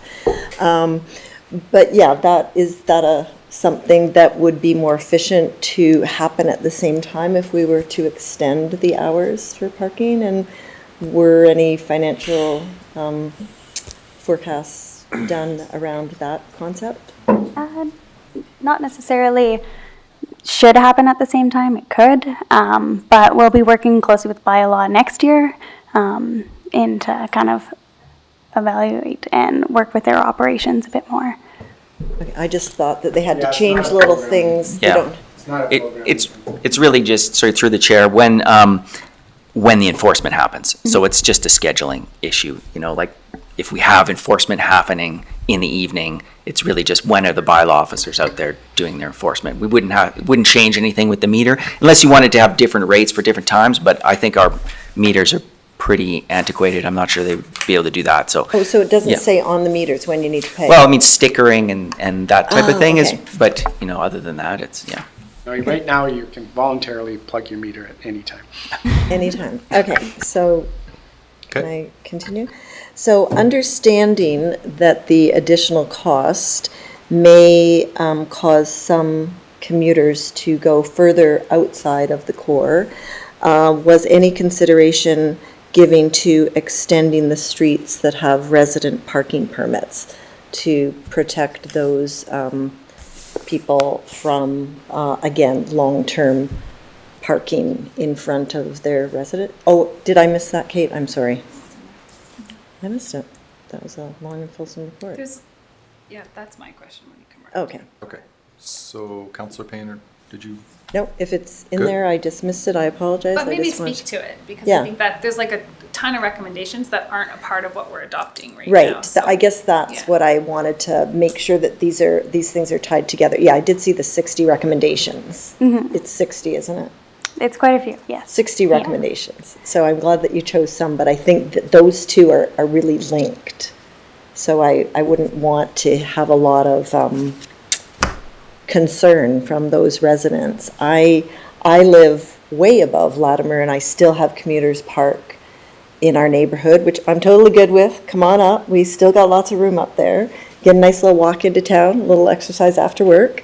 But yeah, I do know that there are different areas that are getting sort of crowded out as commuters And we do move want up. to encourage those commuter parking areas. Some of them are $5 and some of them are free as well. So if residents. I think it's the 2-hour minimum, 2-hour maximum parking areas that I'm concerned about. I do know people shift vehicles so that they Yeah, can so remain there. commuters shouldn't be, encouraged to go up in residential areas. They should be using the commuter parking areas that we've outlined in that parking guide that can be found online.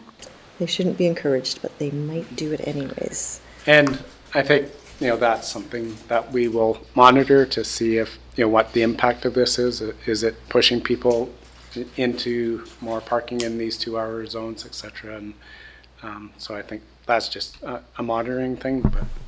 Okay, because we good. have heard concerns of that Yeah, already. good, good heads up on that, and certainly it came up in the parking strategy. How do we, definitely in those zones that are adjacent to the paid parking, that they do take a lot of pressure, and how do we balance those interests? Are you done, Councillor Payne? I guess the one last thing I had was extending the number of spots. So that was one of the recommendations. It's not included now, but I assume at some point in time we will look at different areas where we can extend the number of paid parking spots that we have.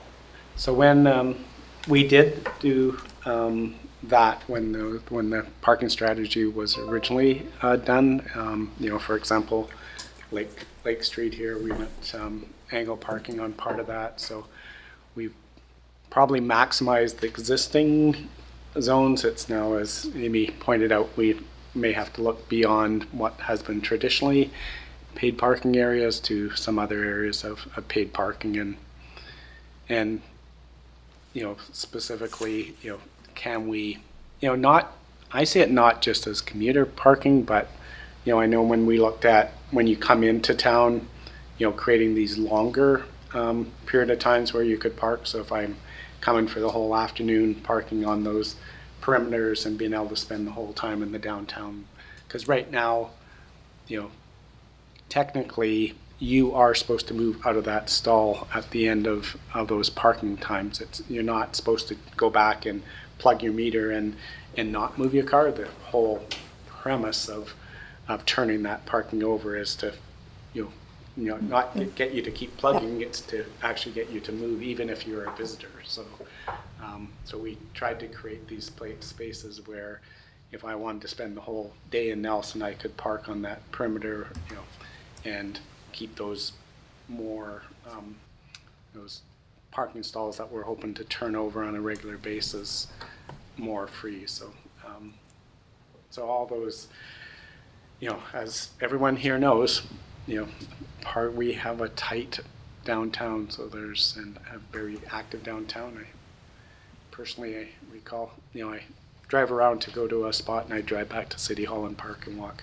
So, so it's amazing. I think all of us every day you go, it's Sunday at 7 o'clock. Why is there no parking stalls available? But we have a very busy downtown and vibrant downtown, and because others have said, having this type of parking problem versus the other type of parking problem where there's Parking everywhere. Everywhere is a good problem to have, but it definitely is a challenge. And there's a number of strategies, like how do private businesses utilize their private parking stalls more? How do we use things like the parking we have behind City Hall in a better way? So there's a number of strategies of how do you utilize some of these areas that aren't being fully utilized at this present time. So all those are in the parking strategy. Thank you, CAO. Councillor Page. I've got my question answered. It's good. Okay, Thanks. thank you very much, Councillor Page. Councillor Lautenberg.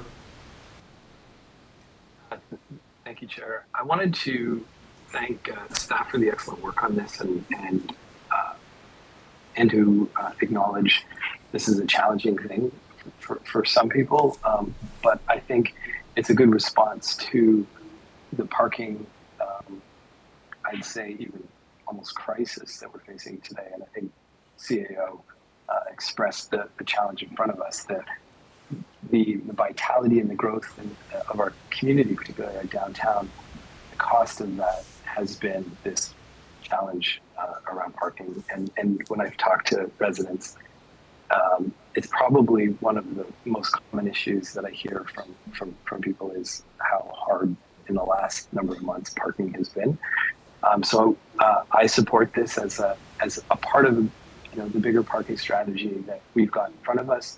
We do have to invest, and to put this all on taxpayers doesn't seem fair to locals. It's an appropriate place to source some of the revenue for these investments that we have to make on an ongoing basis, as well as some of the additional investments we need to make to deal with this this parking challenge, I think this is an appropriate response to that. And acknowledging as well, as has been said, that this is an inflationary, I mean, it's a little bit above inflation, certainly, but given the growth of our community and the cost in that particular sector, sort of the non-residential sector of and how that's kind of above CPI, I think this is really reasonable and appropriate. And yet, for some, it will be a challenge, but we're doing our best. So thanks to staff for all the work here.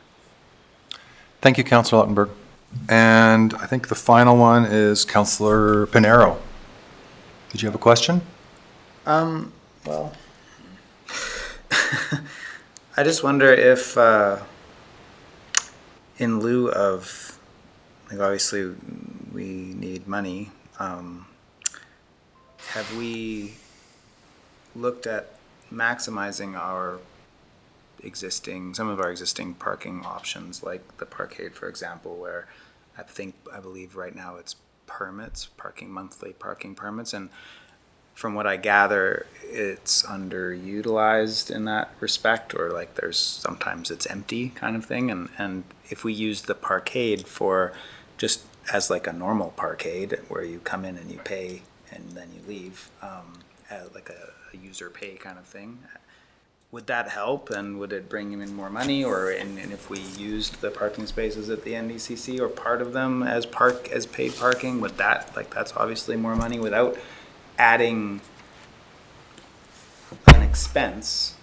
We have options to make more revenue if we want, maybe in other ways that I'm not sure if they've been explored or not, but I just feel like another expense, I mean, you say, taxpayers, I guess by that we mean homeowners, but at, 60% of the people that park downtown live here. So they may not be homeowners, but they live here, so they're residents. And then I would argue that a majority of the 40% that come from outside are probably from across the bridge or in Blewett, and they also live here. And so just adding more just seems like a burden to people that are already under a lot. And as you said, it's inflation and the costs have gone up, but the costs have gone up for everybody all across the board. And speaking as one of those people that doesn't own a home and rents and, has 2 jobs and all of that sort of thing, it's not an easy thing to make up. So I personally would like us to explore other ways of creating that revenue without adding more to that burden for people. And maybe the parking fines go up, but the rates don't. If enforcement's our thing or whatever. Like I just feel like there might be other ways of doing it. So I have Councillor Tate and Councillor Page, and then I think I'm going to call the question. But could either one of you answer Councillor Pinero's question around the NDCC parking and the parkade and why we use them the way we do? Yeah. I mean, Amy might have something to say on the parkade specifically. That is our next phase of this, and that will happen in 2024. There will be some, modification to how we do things. We have a few ideas that we'll bring to council, but I will say those spots are paid for. So even though they're not being used, somebody's paid for it for the month. And so by turning it into more frequently used parking, we will be able to get more folks in there, but we may not necessarily have more money. So that's just one kind of piece to think about. The NDCC parking lot, I know they struggle with enforcement there too, and not having spaces for people who want to come in and use and we patrol that as well once a week. Our guys go down there, or not once a week, but every day. We have a contract with the regional district to do that, so they are monitoring that piece as well. Okay. Amy, did you want to add anything to that? No, I think that's good. Okay. Yeah, thanks. Councillor Tate. Right, so the NBCC is RDCK parking. It's not city parking. Is it not city land? It's not city land. It's RDCK, yeah. RDCK. I think maybe what encapsulates some of the questions is what you've touched on, which is what's next. It's this big strategy with 60 points, and we're like, higher fees, and then we all smile and vote and move on. But actually there's a lot more to it, and I think there's a curiosity about like how do those other pieces come into play, because it needs to be more holistic. It needs to be, okay, higher fees, inflation, is it cost recovery, or can we use some of that money like the chamber has recommended for beautification and dealing with graffiti? Like, where do these other components start to come into place, including additional resident parking and including maybe more communication about the commuter zones and including those changes to the parkade that are proposed in here. So looking really forward to seeing what's coming next, because this feels like reaction as opposed to a holistic approach of implementing this giant strategy. Can we get any indicator on what are the next pieces? Well, I just want, especially the public, we have moved on a number of recommendations in the parking strategy. So I don't want it to be perceived as, this is the only thing we've done. We have expanded parking where we could. We have created commuter zones. There's a number of things. We have reviewed, the resident parking zones. We've done a number of things, but it's a living thing. As soon as we do one thing, it has some other impact. So there's definitely more to do. I think, as Amy spoke to, a big piece is mobile payment that will open up additional areas that we can create parking for. Yes, they're not, the reality is people want to park right in front of where they're going. There's not too many places in Nelson that you're that far from where you're going, but just as I said, I'll drive around and and want to go to a specific place, and I drive back to City Hall and I'm 2 blocks from where I was actually trying to go. So that's just human nature in a lot of cases. But like I said, I think the mobile piece has been something that we've talked about for a number of years. That will open up some additional opportunities. We have talked about expanding the period of time that we have parking. We will monitor the residential zones. We've talked about some strategies there as well. We need to do get better buy-in on commuter zones.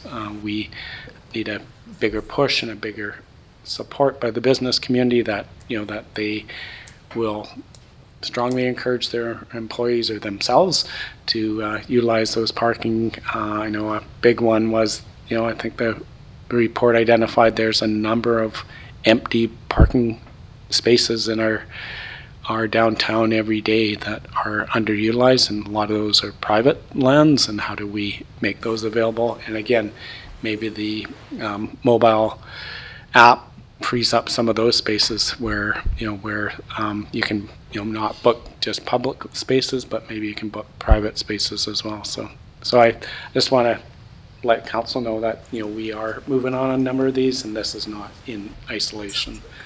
And there's certainly plans to move that, but laying that out for council is what I'm hearing that you'd like to see, and we can certainly do that. Okay, thank you, CEO. Okay, so we're going to go to Councillor Page, and then I'm going to call the question, okay? Councillor Page? And I'll try not to repeat a bunch of shit. Sorry. Thanks. We're in the chamber, Councillor Page. My apologies. When we flip this around, this is, from a business perspective, this is about having the vacancy. It's about achieving the vacancy, because parking, first and foremost, is about providing that ability to find a spot that you can park in the first place. It's a finite resource, obviously, and we have cost drivers to add into parkades that might be somewhere down in a future part of our study, but as has been identified by the 60 points, there are lots of things around that we can do. And when we're asking ourselves, why are we to do anything other than to charge the rate that we currently charge, which is to try to capture the costs of maintaining and improving upon the transportation infrastructure components, the sidewalks, the asphalt, the potholes, everything that you needed to do to drive in and utilize that parking, or transport yourself in and utilize that bike parking, is a question of when would we want to subsidize that fee? When would we want to shift instead of a fee to taxation? And so having that component of the fee recovery that is coming from the people who are actually utilizing those spots, I think is appropriate and something that I don't struggle with as a principle as to why we want to actually recover those costs from people plugging meters and using spots, because there's that utilization piece. Not all of us are driving cars, and therefore not all of us need to necessarily be carrying the full cost of those pieces off of property taxes alone. I think there was a lot of that question that was about trying to protect people from the increased costs that come along with providing those services of transportation, sidewalk improvements, biking infrastructure, asphalt maintenance. And it's one of those things where I don't think that necessarily needs to be coming completely from property taxes, that people using them need to carry an additional proportion of that cost. And that's okay. Because to eliminate them altogether and make parking free and subsidize it completely just means we're driving a bunch of use and a bunch of costs that we can find efficiencies elsewhere. We do it in recreation, we do it in wastewater, we do it everywhere else. Okay, thank you very much, Councillor Page. I need we're going to move on to call the question now.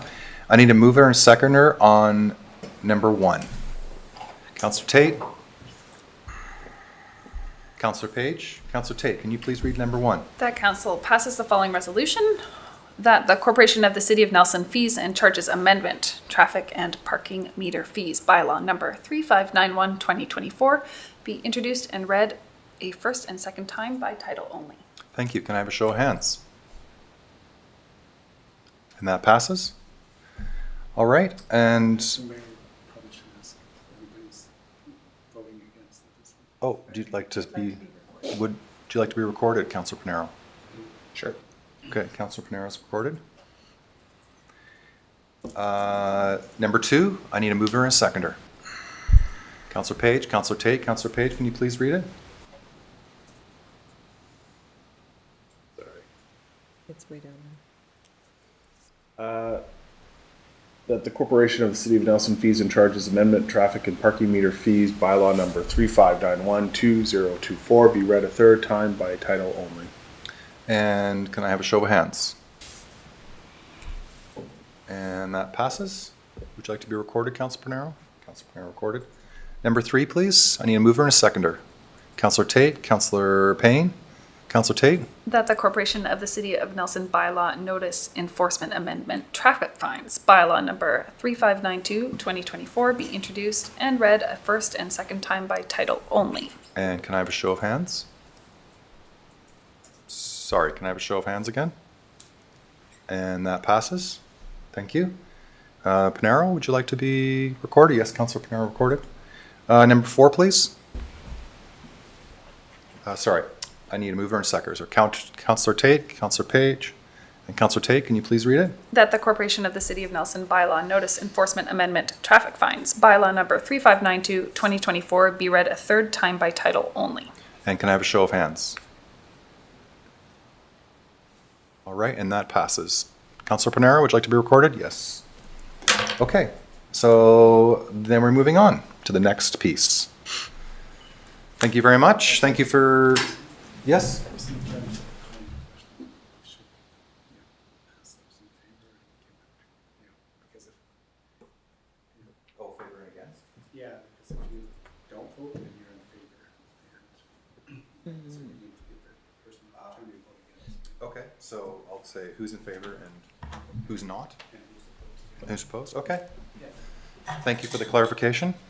Thank you, Amy. Moving on to the next piece, we're going to do the library 2024-2028 draft budget. I think we have some presenters.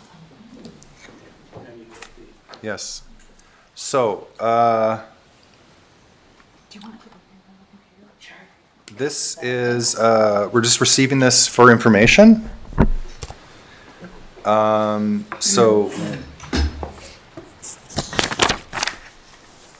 Tracy, are you leading the charge? Yes. All right. And Caroline. Caroline? Chesney, she is Thank our you. vice chair, and we have Annie. Annie Holtby, who's on screen. She's Right. on screen. She wasn't able to come tonight. Okay. Hello, Annie. Can you hear us? Yes. Okay. Great. So I think, are we ready? Do you want to make sure the microphones are on? Are the microphones up front? Hello. Just press hello. Nope. Blue light, Yep. lock button. There. Can you hear me? Good? Okay. All right. The floor is yours. All right, thank you so much. I'm Caroline McChesney. I'm here for Annie. I apologize that Annie's not here. She is much more gracious and charming and much better looking than I am, but you were stuck with me, unfortunately, so I'll do my best. She's on mine now, so she can sit. I'm the Nelson rep, and I'm the vice chair of the library board. I've been on the board since about 2020, and past chair of the Prince Rupert Library Board. We moved down here about 4 years ago, just to tell you a little bit about who I am. Sorry. Could you lift the mic up Absolutely. and pull it closer? And I noticed that the blue light went out, so that's maybe what the issue Yes, is. there you go. Okay, I probably didn't press it hard enough. Do I press anything again, or is that going to be good? We can- It's blue now, so I think we're all good. Okay. I'll just say that again. I'm vice chair of the library board and have been past chair of the board up in Prince Rupert, where we moved from a little while ago. Tracy has been our chief librarian. I know that you all know Tracy, but just a couple of words about Tracy. She's been our chief librarian for the past 6 years and is a leader in her field who we are very lucky to have. She has headed up 3 other libraries in the past, and she has also spent a lot of time in executive positions on different agencies around the province. So if you were playing a video game and it was a library-based video game, she would be like the final boss librarian that you would meet, but she's very nice, so it's not like a tough one.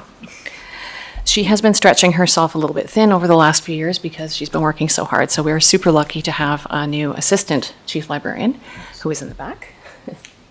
And it is Laura Harris, who is has been with us since October. So again, we're very happy to have her. She comes from a background in international education, and she's already been a great asset and a really big help to Tracy. We do want to thank you very much for the opportunity to come here and talk to you tonight. And I just want to thank you all personally for being here. I know how long you've been here already today, and I know that it's been a very long day for you. And I'm sure that some of you may have been suffering a little bit from post-meal dopies after the 7 o'clock mark. It's a tough job, and I'm grateful that you're doing it. Thank you. We do also appreciate your financial support of the library, and we appreciate your advocacy. We do have members from you who come and help us out by coming to our meetings, and you've been very faithful about doing that over the years, and we really appreciate that. And we appreciate that when there's opportunities provincially, you are out there advocating for us. So thank you for that as well. Tracy and I will share findings from our recent community survey and compare it with reported national and provincial trends. We'll wrap up with intended actions to move the library forward. Thanks, Carol. No problem. So this chart here just gives an overview of the makeup of the library. I find it helpful that we just outline it for folks that may be new to some.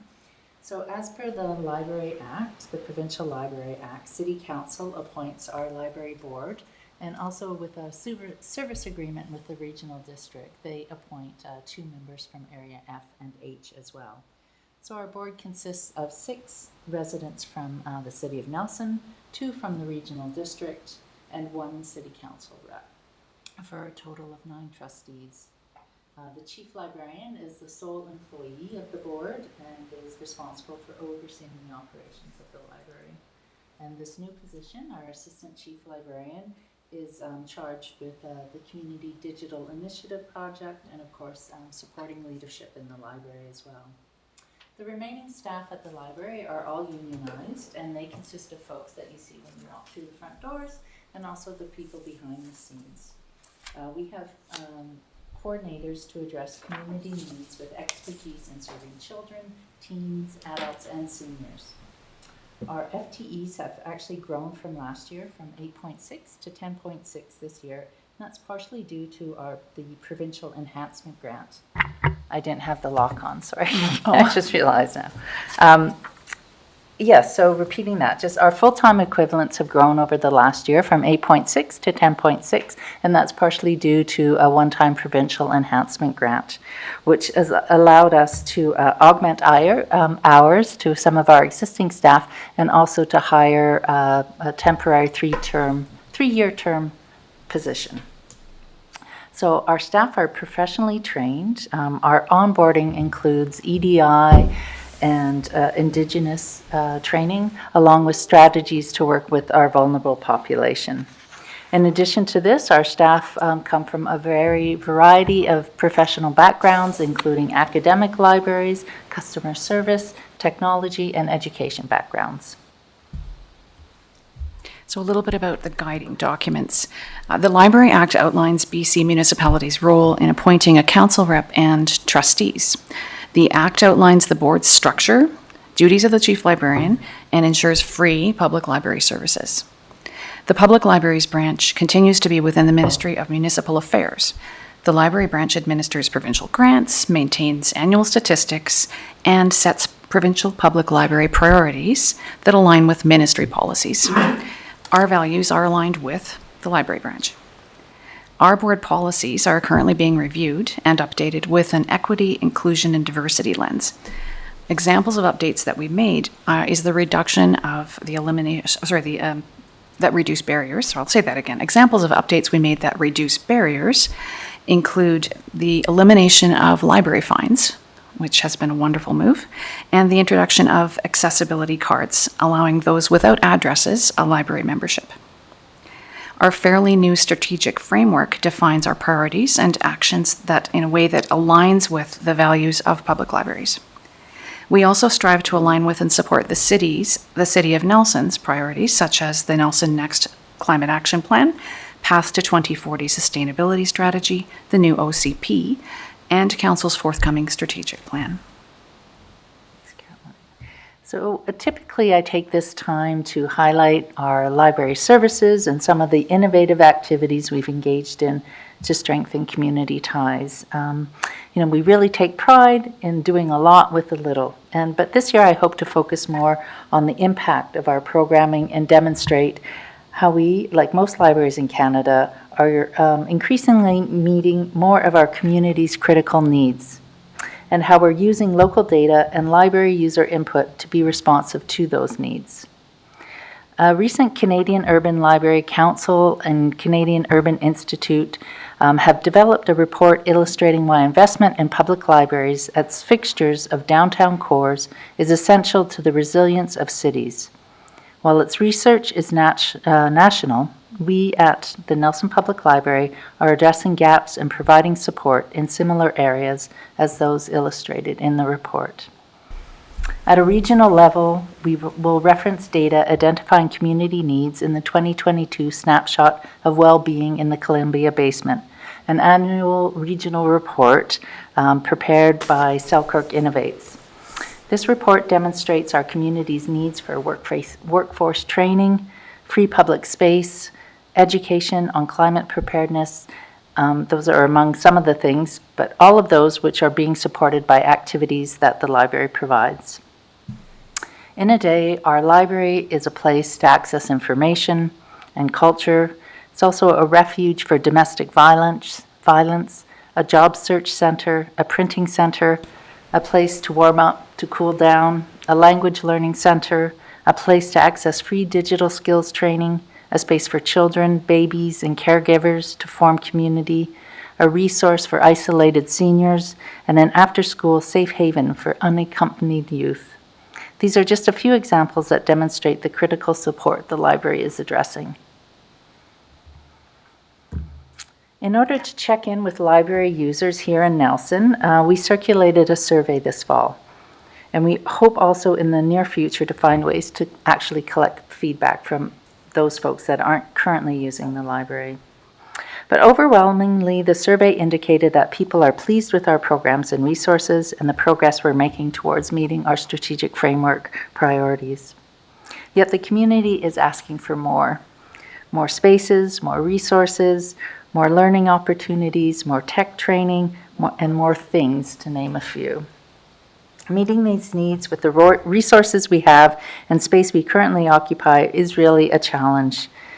As the city commits to providing sustainable services in the coming years, we too wish to focus on sustainable growth. Another theme of our survey results was accessibility. Whether it's accessing the digital economy through more tech training, accessing free work, study, and social and private spaces, or accessing important information, we aim to reduce barriers to access in every service we provide. As we review some of our plans to address our community's needs and challenge you to support sustainable growth in library services, it's important that we're clear on what we mean by both sustainability and accessibility, hence the definitions here on the screen. It's also important to look at our neighbors and consider how they are supporting sustainable growth in their library services, or with their library services. So Squamish, Powell River, and Sechelt all have served similar size service populations, the most similar in the province. But however, you can see their resources exceed ours. As community members have communicated, they're struggling to access online resources or don't have the knowledge, access to devices, bandwidth, or Wi-Fi connection to participate in the digital economy.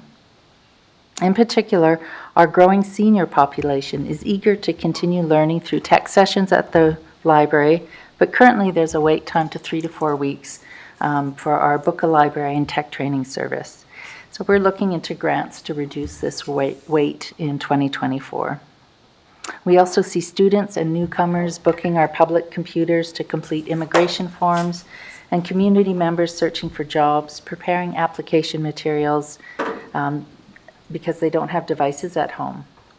Teachers are also leaning in on our librarians to hone students' digital literacy and well-being skills, such as how to detect phishing or scams on the internet. How to use keywords when searching search engines, and how to evaluate trustworthiness for online information. Our homeless community members rely greatly on the free Wi-Fi and public computers at the library as well, to stay in touch with family, access information, and to apply for social services. We'll take time this year to develop a cohesive digital strategy for our community and look forward to expanding what we can do to meet the needs of our community. Digital access is not the only barrier our community faces. Feedback communicated a need for more workspaces, more quiet meeting spaces. There's a theme here, more parking, more accessible parking, and longer evening hours. Arguably, we've outgrown our funding as well, our funding model for seniors outreach, which is expanding in 2024, but is entirely dependent on grant funding. Folks cite our hours and once again parking as limiting their ability to visit the library. Because our children's library usage is growing really quickly, library users who visit on other business are distracted by the activity, congestion, and foot traffic. For all these reasons, our space is an issue of accessibility for many of our library users. And the graphs on this slide demonstrate the extent to which space is challenged this year due to an overall increase in activity. As you can see, in-person visits exceed 100,000 in 2023. The number of interactions with staff members is up.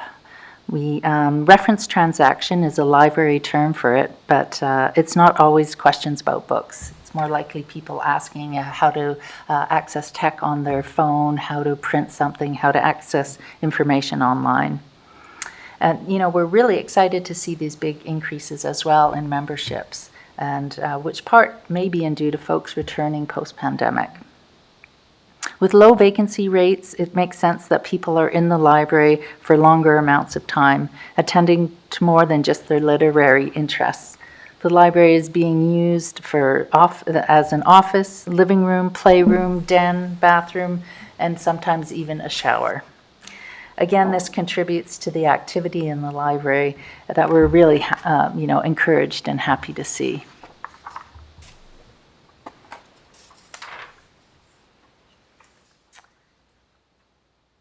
Sorry, let's make sure I'm getting my notes here right. Slide 8, yes. Okay. So library user feedback and usage statistics have also demonstrated some of the long-term social and economic impacts the library provides to the community, such as the examples listed here on the screen. So our children's program and services and providing a welcoming space mean children are ready to learn.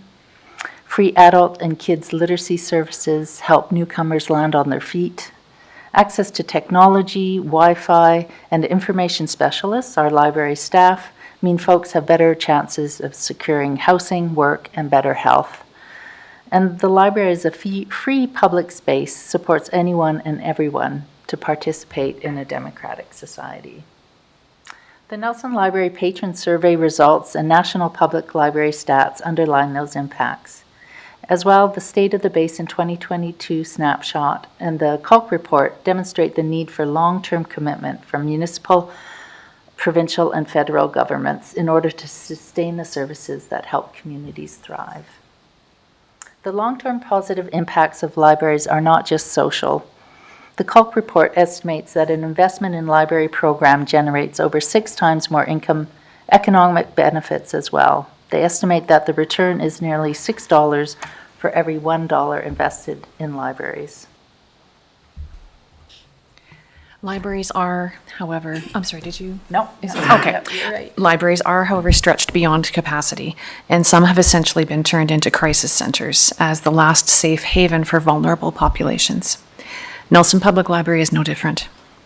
A comment in the survey suggested that our library was developing a stigma that it is only a place for low-income community members. This comment from our survey articulates a common scenario of libraries described by Culk as stretched to the brink. They note that as library resources are stretched, people with their own resources will stop visiting local libraries as communities then become more polarized between haves and have-nots. This is a scenario we very much want to avoid. The library is a valuable space for improving and broadly supporting community well-being. We are an intentionally accessible and welcoming space for all residents, including those at risk. We work with community partners to support at-risk community members as appropriate, but agree that we are not the appropriate public space to address the serious mental health and addiction issues this community faces and that are being experienced locally. Some larger urban libraries are even employing nurses and social workers to deliver services and support to at-risk community members. Every community requires a different solution.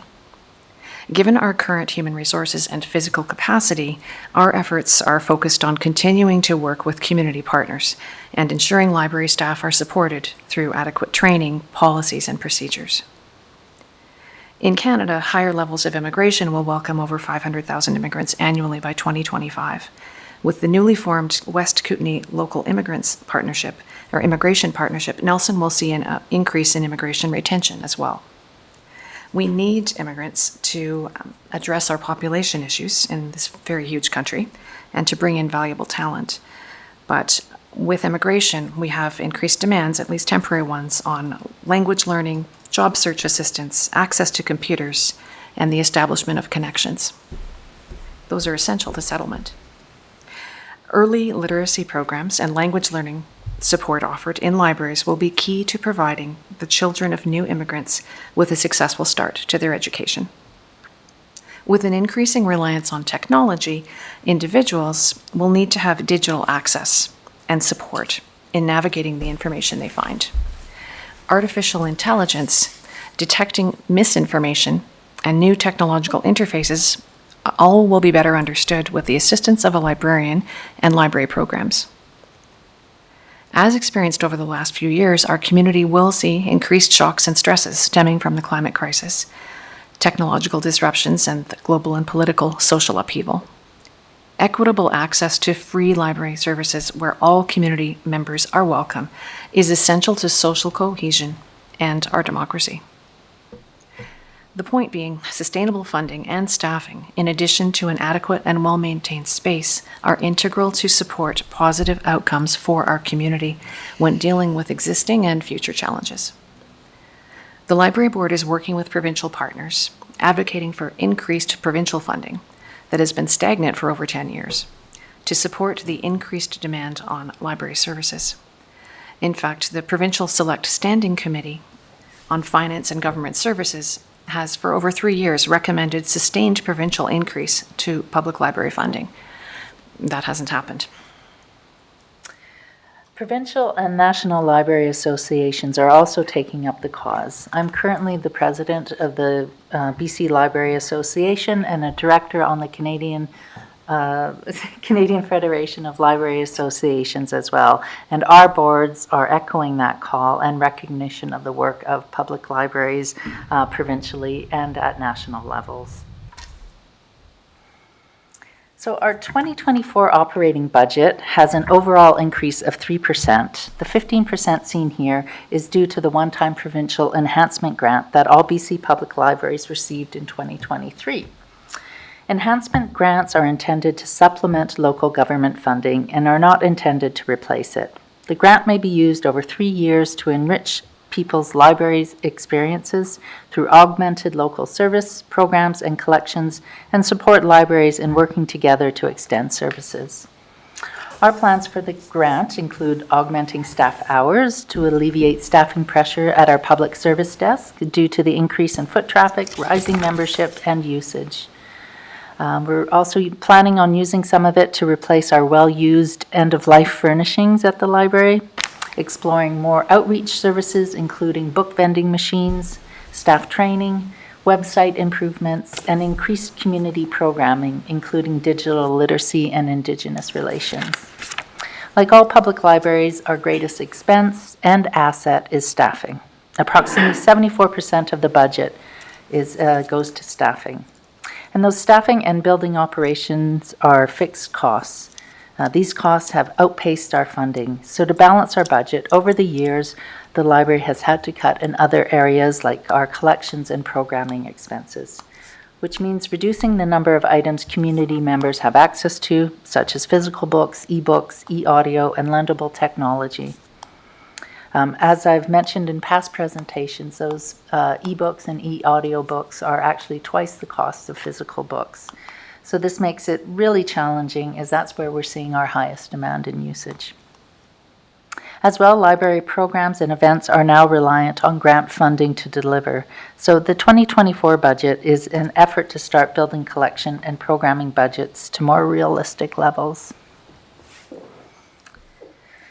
And as we reflect on the information presented this evening and how it relates to the future of our library, it's important to consider the recommendations from CALC. They specifically note that 2.3% annual increases from municipalities are not sustainable given the increase in usage of libraries and the different services being provided. So they're recommending that municipalities need to relieve current operational pressures to ensure libraries remain safe, accessible, and welcoming to everyone. They treat libraries as critical infrastructures where community resilience is strengthened through funding of libraries to deliver government priorities, to formalize sustainable investment streams that recognize their expanding role. So what does this look like over time? And since 2013, Powell River, Sechelt, and Squamish Public Libraries have each received municipal funding amounts that exceed 5% increases at least 3 times. This has sent them on a trajectory to grow sustainably for their communities, as highlighted in this table. Just to note, though, no libraries in the Kootenays are on the same financial trajectory. And the same can be said about the funding Nelson Public Library receives from the regional district. Our 2024 budget includes an increase of 6% from the regional district to help bridge that gap. While we're not currently asking for an increase above the rate of inflation in our budget, this doesn't mean the need is not urgent. 2023 demonstrated the growth in library usage and the library's contribution to the well-being of the community as part of the city's social infrastructure. Part of that structure is that it is a key support for families, seniors, students, newcomers, small businesses, and vulnerable communities. How can we move forward sustainably? To help us determine this, we will undertake a needs assessment to determine how to best and how effectively to respond to the community's needs, incorporating local, regional, and national trends. The assessment will also help determine space needs and a sustainable funding model. This year, we are asking for your help in these ways. Number one, we need a designated parking area. Our survey indicated that existing parking was a barrier to accessing the library, and with the new transit exchange, parking adjacent to the library will be reduced. Secondly, funding the needs assessment, including a facility plan. In 2024, the Library Board is committed to moving the facility question forward.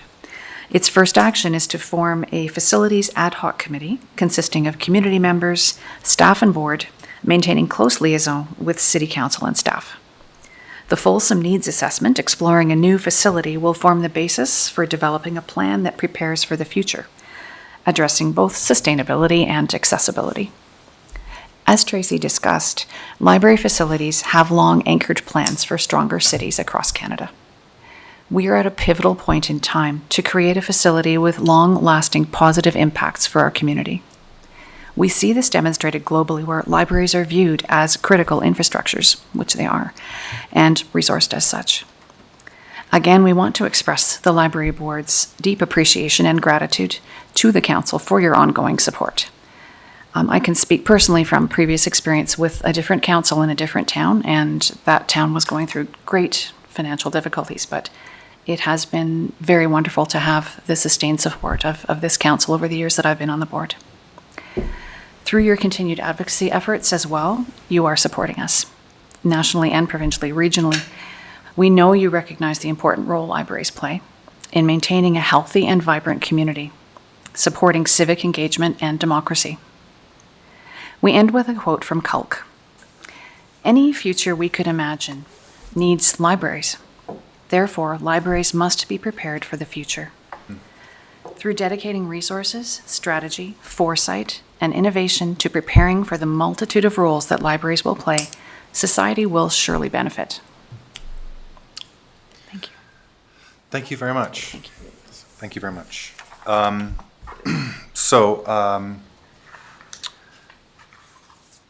need a mover and a seconder to receive.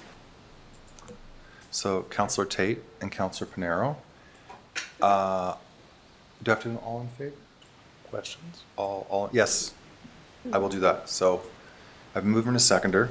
So any questions for, yes, okay, go ahead, Councillor Tate. Hi, thank you for your presentation. I have 3 quick questions, but you can tell me to stop. My first one was you gave 3 requests at the end, Yes. and one of them was designated parking, money for a needs assessment. I missed the third one. It's actually 2. Yeah, it's Oh, just it's only those 2. 2. Yeah. Okay, great. So my question follows that. Is that needs assessment included in this 3% increase? That's a separate, okay.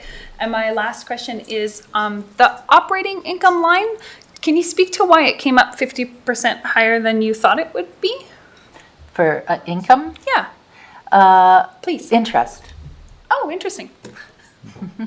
Okay, thanks. Yeah, and primarily due to the enhancement grant, which was like around $270,000, a bit more. So, yeah. Thank you. Yeah. Councillor Tate's gonna get out her calculator. No? Well, that's true, I did. It's right there. Like, I can do that in my head. Any further questions? Councillor Payne. Thank you. Yeah, you're welcome. That was a sobering presentation. I just want to once again commend the staff at the Public Library for holding such a heavy piece of what our community has been experiencing. I feel there are many, many people out there, citizens, residents in our town, who just don't have a clear understanding of what you and your staff do day in and day out, and the incredible services you do to support a tenuous situation around homelessness and mental health. Just want you to know that I see it. I am incredibly grateful for that. I'm also really curious why you didn't ask for 6%. Yeah, we thought you might ask that question, or somebody might ask that question. That's you. Annie is here as well. I don't know, Annie, if you'd like to respond or. Yeah, if people can hear me. We'll gladly take more, bottom line. I think that we recognize this is a conservative budget. We considered asking for more. However, more money at this particular time could give us maybe some more hours, but it would not address the needs that the community is asking for at this time. We are at capacity. And so as much as we would love to offer, elaborate on the Library of Things, for example, we don't have the space for the storage. So that's one example for sure. Yeah, we will, and after this needs assessment, have a solid basis to build a plan for going forward, and there will be requests. I believe we'll need a request for more money at that time to make those things forward based on our study. So we'll have a strong foundation.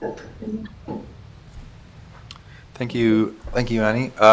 Councillor Payne, do you have another question? I just wanted to follow up. One of the questions that I did write down, one of the questions I did write down when I was going through your material is I didn't see it broken out, and I'm sure you have it in there because you did mention it about increasing the training for your staff around these things. And I know that they do have access to the counseling that all city employees do, but I want to make sure that you feel that that's an adequate level to meet the needs of someone who went into a career anticipating one thing and now all of a sudden has dramatically shifted the scope of work that they do and done it with energy and just deep compassion.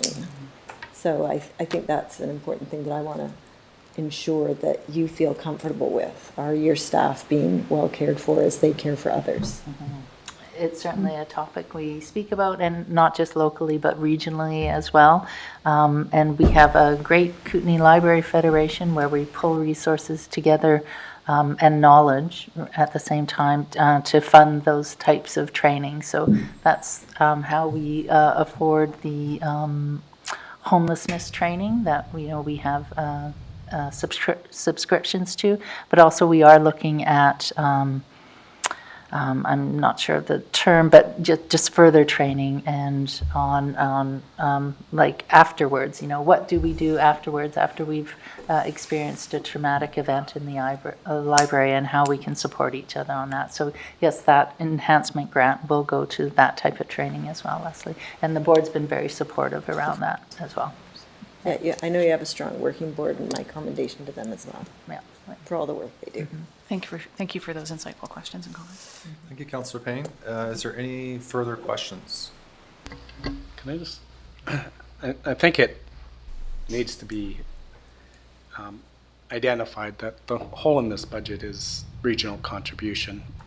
I live in Area E and we're paying nothing, or some amount that the director decides to, to support. So, that's ultimately where, additional funding has to come from. If, we can't support, where the library needs to go with only part of our citizenry of the region paying. And, I don't know how us in Area E start to contribute on a taxation basis, but it's the hole, the big hole in the budget. It needs to be, I think it's pretty well the only area in the whole province that isn't paying by taxation, and it's a problem and ultimately needs to be addressed. So, I think that's when I look at that, that's pretty clear where right now, the rural areas are paying 20% and the city 80% resident, so that's where the hole is. Thank you, CAO. All right, so we have a mover and a seconder to receive. And I'm going to ask all in favor. All right. Thank you very much. Thank you. Thank you very much. Thanks for having us. Have a good evening. Yeah. All right, moving right along. We have 13B, which is UBC Complete Communities Grant. I'll just read the analysis summary. The Regional District of Central Kootenays will be submitting an application to receive funding via the Union of British Columbia, UBCM. Sorry, the Union of British Columbia Municipalities, UBCM, Complete Communities Program. The RDCK is eligible for a grant of the amount of $150,000 to complete the project. In addition to this amount, each regional partner participating in this project adds an additional $50,000 to the total grant eligibility, up to a maximum of $500,000. As of now, Creston, Caslow, Nakusp, Slocan, and Salmo have committed to participating in this project as regional partners. Development Services and the Climate Leadership Department are of the opinion that the City of Nelson should join this partnership to help support regional planning outside of our boundaries. A council resolution supporting the grant application is now requested. And we have Sebastian to talk about this. I think the summary kind of gives the overview of what this is all about. One thing I'd like to add to this is that Castlegar is also on board. So the whole gang is there. And I think in the report we've noted a few items that from a city perspective that we were interested in, and things around regional transportation, fringe area planning, and some more population data and regional infrastructure. So we've been talking to our colleagues at the RDCK, and if should they be successful in getting this grant, we would go towards creating an RFP and creating the scope of work. So we wanted to be clear up front that we were interested in some of those main components, but we'll have some more chances to discuss that should this all be successful. So, yeah. Thank you, Sebastian. So let's get a mover and a seconder, and then we'll get, so mover, Councillor Page, seconder, Councillor Payne. And do we have any questions around this? I don't see. I do Councillor, have one. Just wondering. Just one second. Councillor Lautenberg, did you have a question? Okay. No, you're good. Okay, thank you. Sorry, CAO.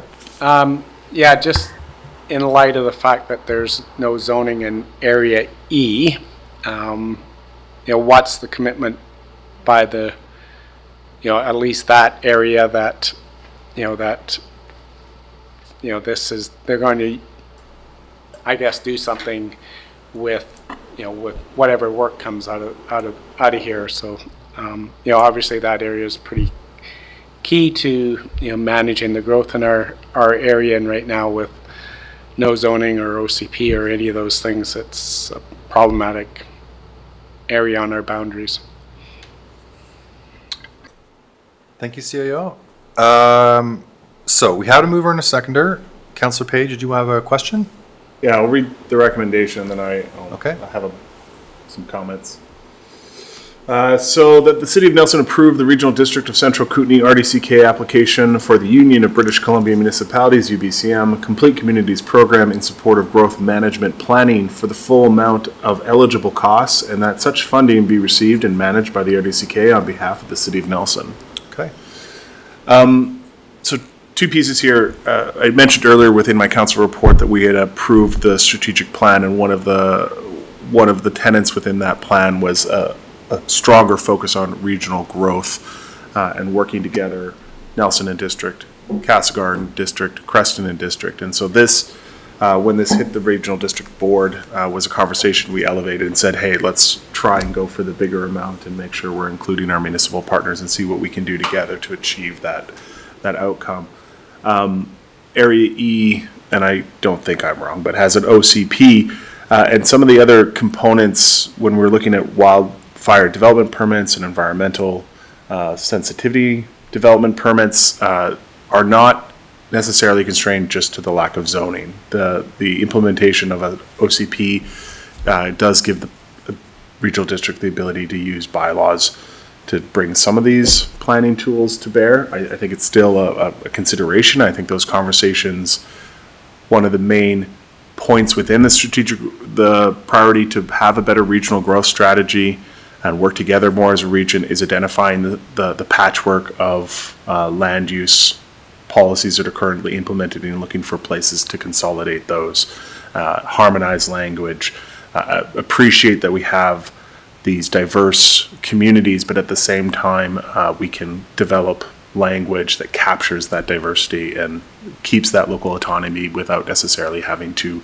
reinvent every single wheel and having 15 different sizes for things. So that is all work that we are now pursuing. I think this is just one of those examples of a place where we decided as a table we wanted to work together, and the partners all took that back to the municipal tables, and now we're seeing this being a much bigger ask than when it first hit the table. But I think there is an awareness that there's definitely an awareness the inefficiencies and lack of clarity that's coming from that ad hoc state of the system. That's my best answer. Okay, thank you, Councillor Page. Councillor Tate? I have a question. I think I don't understand this one. So it says if council passes a resolution supporting the grant application will be submitted to the RDCK. Is it not by the RDCK? Correct. Oh, I do understand it. Okay. So we're supporting the RDCK's grant application if we vote in favor of it. Or are we adding ourselves onto the grant application? That one. Okay. Thank you. Okay, thank you, Councillor Tate. Any further questions? All right, I'm going to call the question. All in favor? Okay, great, that passes. Thank you very much. Thank you. All right, moving on to 13D.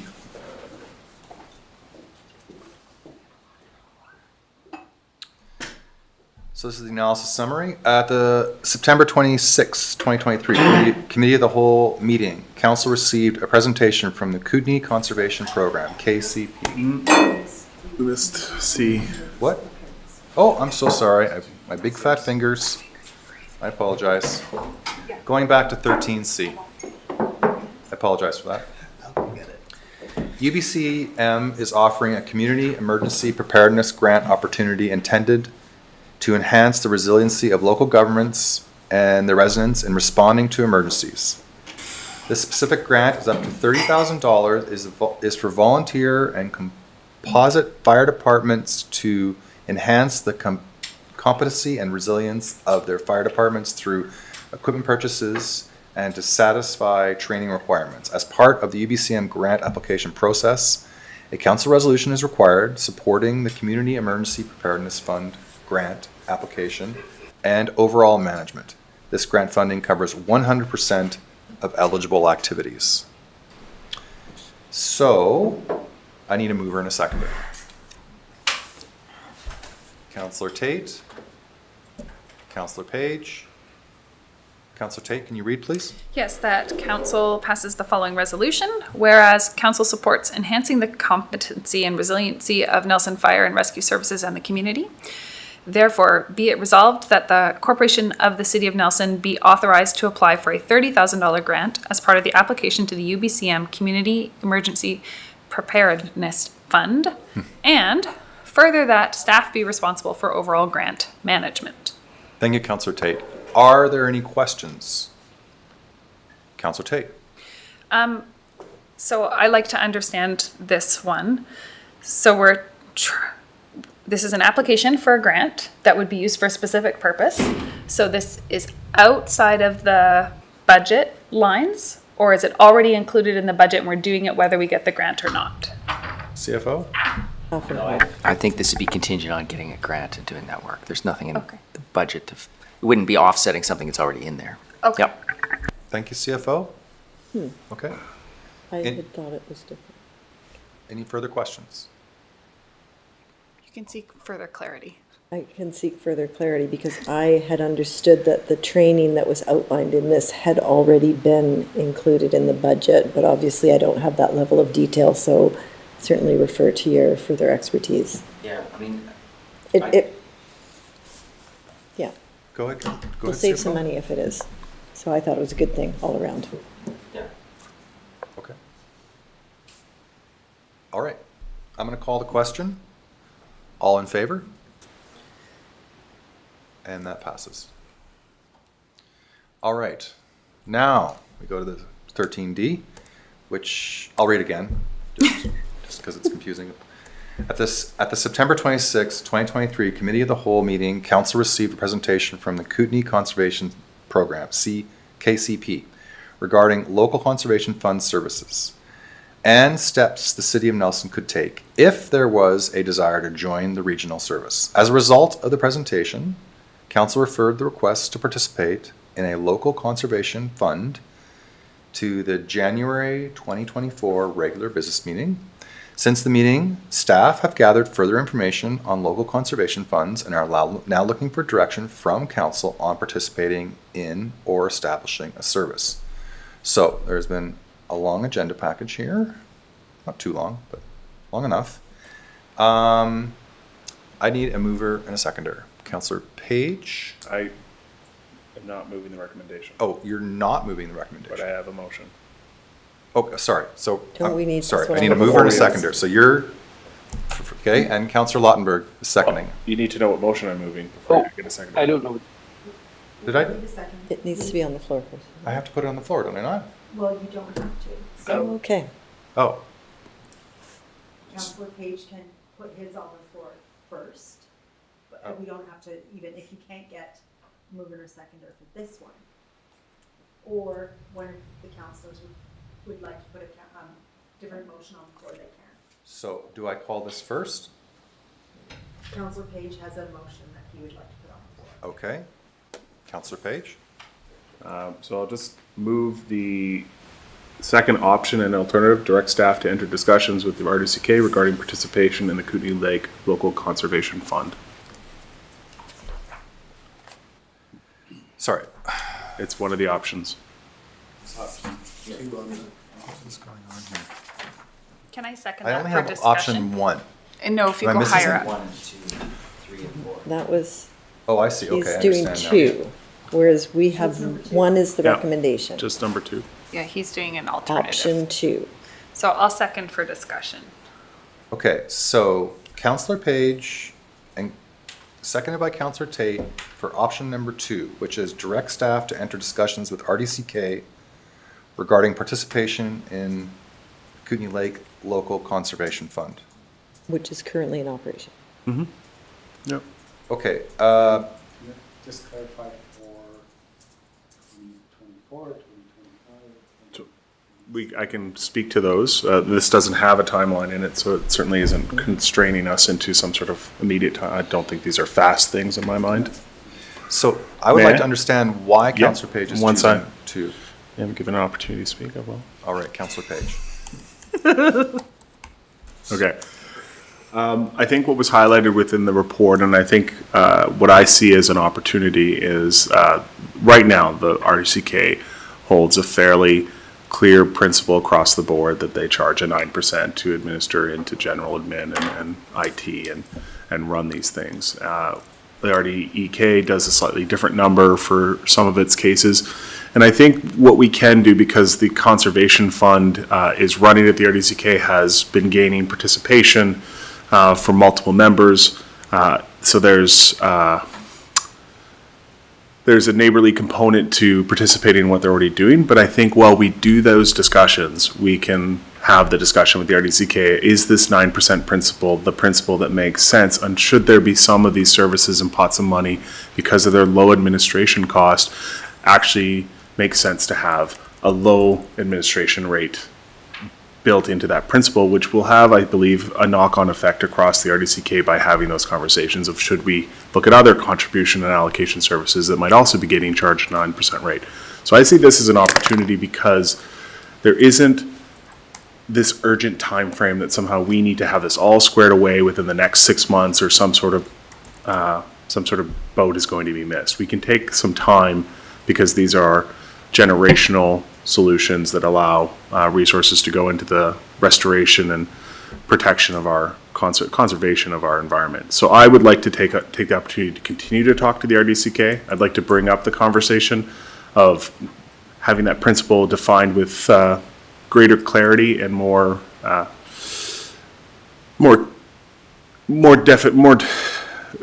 I'd like that to be defined a little bit more accurately across what's actually needed to administer these kinds of services, and have that conversation had at large across the RDCK. So I think if we open this question up of participation with also an appropriate administration rate, I think we'll help move the organization along a little further in multiple different venues. So are you basically saying pumping the brakes? No, I'm saying the second option is to enter discussions with the RDCK about joining their service. Okay. And some of our conditions would be a lower administration rate for all participants. Okay. Of the service. Councillor Payne? Yeah, I just want some clarity around that, because Councillor Page has said 9%, whereas in our report it's actually 14%. So I see you, Rick. Sorry. Oh. No, I just wanted to make sure he knows. So yeah, I know it's 14% of the funding for administration, so 9% slip of the tongue. That's okay. I just want to, when you add 14%. up the numbers, the 9% from the Kootenai Conservation Program and then the 14% from the RDCK, that becomes a pretty significant portion of funding that we're asking people to contribute. So when I looked at the RDEK number of 2%, that is a big range. We're not talking about, we're sort of here going back and forth, and it doesn't feel like a lot of negotiation room there. So whichever way we go, I would certainly like to know what some other organizations are doing. And I don't want to make a whole lot more work for staff, but I don't know that we have enough. So we have to investigate one way or the other. We can do it this way or with the original motion, but it's too wide a span for me, from 2% at the RDEK to 14% at the RDCK. Yeah, and so if I may. Okay, and then Councillor Lowe. So I would sorry, you go ahead. So I'd just say it would be, that's the opportunity. Okay. Because there's multiple participants, E, H, F, around the RDCK already going into this regional service that's established, has its own bureaucratic machinery going on. So by us going in and say our participation would be one of our riders is to bring this rate down, because the administration of that particular pot of money is already going towards KCP and isn't necessarily one that really warrants a 14%. Let's use our joining the service to have those conversations, therefore unlocking potentially, if it goes across the service to all participants, quite a lot more money to be going towards, because those participants have already agreed to that 14%. And if that can come down for everybody, that's more money going towards conservation. Okay. And we can have a positive impact on the service in that way by going this approach. Okay. Thank you, Councillor Page. Councillor Lottenberg? So a couple questions for Councillor Page on this motion. Are you saying that you as the director would take the lead on this exploration, or would it be staff-led? It would be staff. Staff-led. So I'm just wondering if in the initial recommendation from staff that we're directing staff to explore the establishment of the municipally funded conservation program, might be there might be a synthesis here between your motion and the recommended motion, which is if we're directing staff, we can give them the latitude to enter discussions with the RDCK regarding participation, but then have it something to compare against, which would be our own municipally funded conservation program. So at least we have kind of we're able to do an apples to apples comparison on which is the better program, and also maybe even give us some leverage in that discussion with the RDCK, so that we're not sort of we're not tying staff's hands and saying enter discussions with the RDCK when we don't know if maybe a municipally funded program might be better. And in the recommendation, additionally, I like the for consideration in the 2025 to 2029 5-year financial plan, because it does kind of put a time frame on this, which I think is important to begin doing. So I guess what I would say is I like the intent of your motion, but what I'd like to see is something that takes the recommendation and just adds that to it, because then we've got sort of the best of both worlds. Okay, thank you, Councillor Lottenberg. CAO? Yeah, can I just maybe make a suggestion on that? Then maybe the resolution is directing staff to look at options to participate in this program, including, participating in the regional program. Would that kind of satisfy that? So that keeps it open, but it does require us to, to explore the regional option. That does it for me. Yeah, and can I just add that, I did have informal conversations in meetings with the RDCK staff, and that was their indication, is that if we were to join, that same percentage would apply to our funding. However, perhaps there's room to do something a bit more formal, that we actually perhaps write a letter to them, for example, and request, some definitive information rather than just something in a meeting. If we were to join, what would the administrative fees be? Or even coming from us saying, we would be interested in joining if those fees were fill in the blank, or what's the threshold there? CFO, you're looking for a memorandum of understanding then? Well, you put it in question. But even, It's Probably ultimately a policy change at the RDCK, I believe, so I doubt they would enter into a specific agreement for the city of Nelson outside, unless, there's some different options. Like we could, in this one, it's delivered by a different agency. The RDCK is really just the admin side of it, so it's not really a partnership agreement. So there's different partnership agreements. However, I think it's a policy change by the RD, and given them that opportunity to consider that, and is that something that they're willing to do, I think is valid.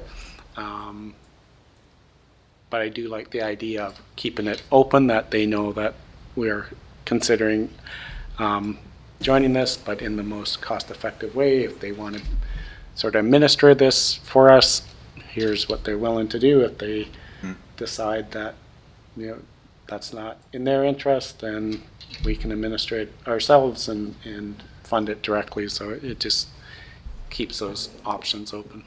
Okay, thank you, CEO. Councillor Tate. Thanks. I just quickly pulled up the two budgets, the RDEK and the RDCK, and they're formatted differently, so it's challenging to pull it apart.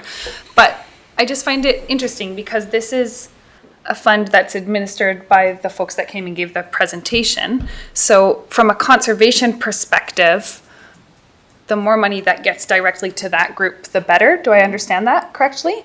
And what we're considering is, in the future, after due process, creating a new tax burden for the citizens, and we want to make sure we're getting the biggest bang for our buck if we're putting that to our residents. So it's great that our own regional district has this, and I think we just really need to be cognizant of where we're asking folks to put their money. Okay, so trying to synthesize this. Yes, Councillor Page, just An amendment. Okay, so you have an amendment. Okay, wait a minute. Can you do that? You can amend his own motion. No, he moved the motion, so he can make is it an amendment? Well, I can or a also just do friendly an Is it a amendment. I can do an friendly amendment amendment? there. Sorry? I was going to do an amendment, and we could just talk about the amendment, because I can do that too. Wasn't going to friendly it. So I just want to be clear, I have 3 motions on the floor, and I don't know if I should have a third one or not. You brought up researching or looking at options to participate, including a regional option. Suggesting that could Okay. be the event. I was going to consolidate. Yeah. Okay, so yeah. so I've kind of consolidated on my own. No one's made that No, suggestion. that hasn't been I a suggest motion that yet. It's just my Okay. suggestion, so it's not a, It's not a motion. thing? it's a, yeah. Yet. One of these. We're folks still would on have to 2. bring that We're still forward. on 2 as presented in the. Yeah. So we're still at your, okay. So Seconded by what, Kate. what is on the floor right So now I'm going to amend Option it, 2. if I may. Option 2 is on the floor, okay. And what's the amendment, Councillor Page? So I was going to amend that we basically add the first motion and further direct staff to explore establishing a municipal conservation fund for consideration. So I'll second that amendment. Okay, basically that's the fallback. Once we enter Yes. discussions with the regional district around participation, I guess, I'm sorry, Sarah, what I would put in the middle of that is I would be to enter into participation in the Kootenai Lake Conservation Fund contingent on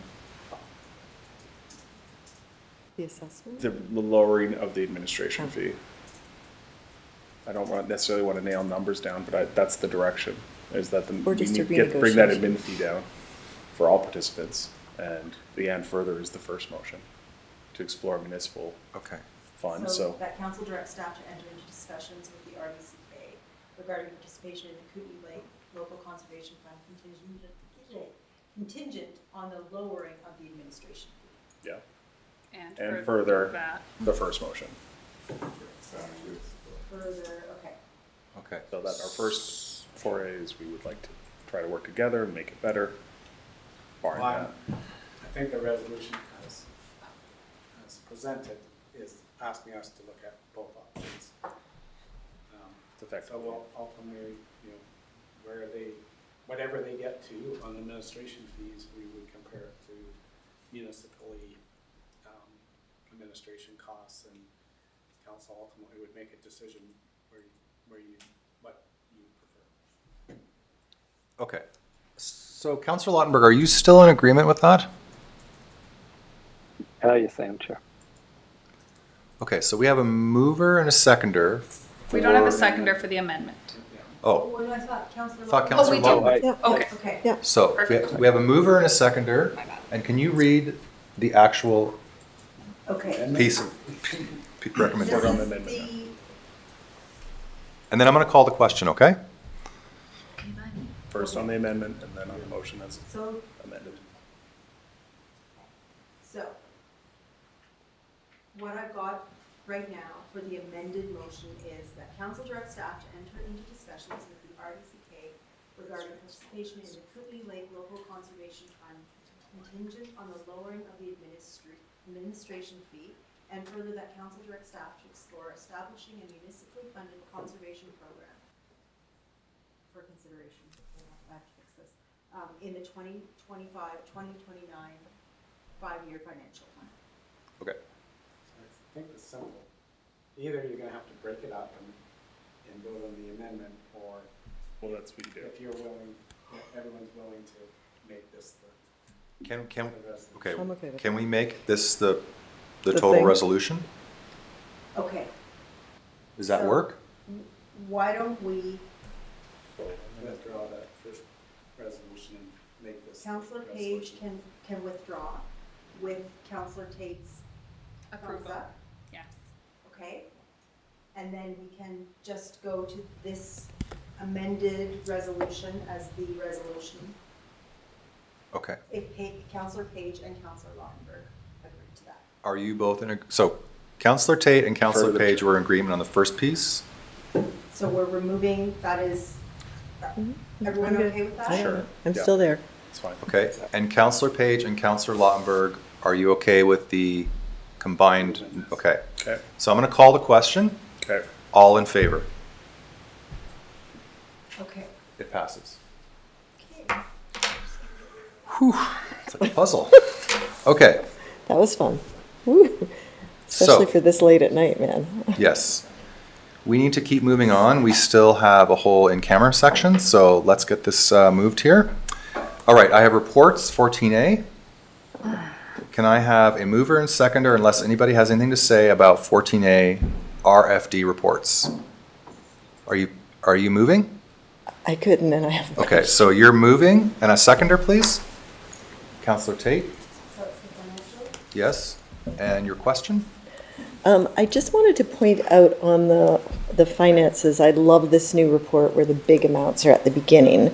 But the one that really jumps out is the amount that we paid to Fortis. And I meant to put this in my council report.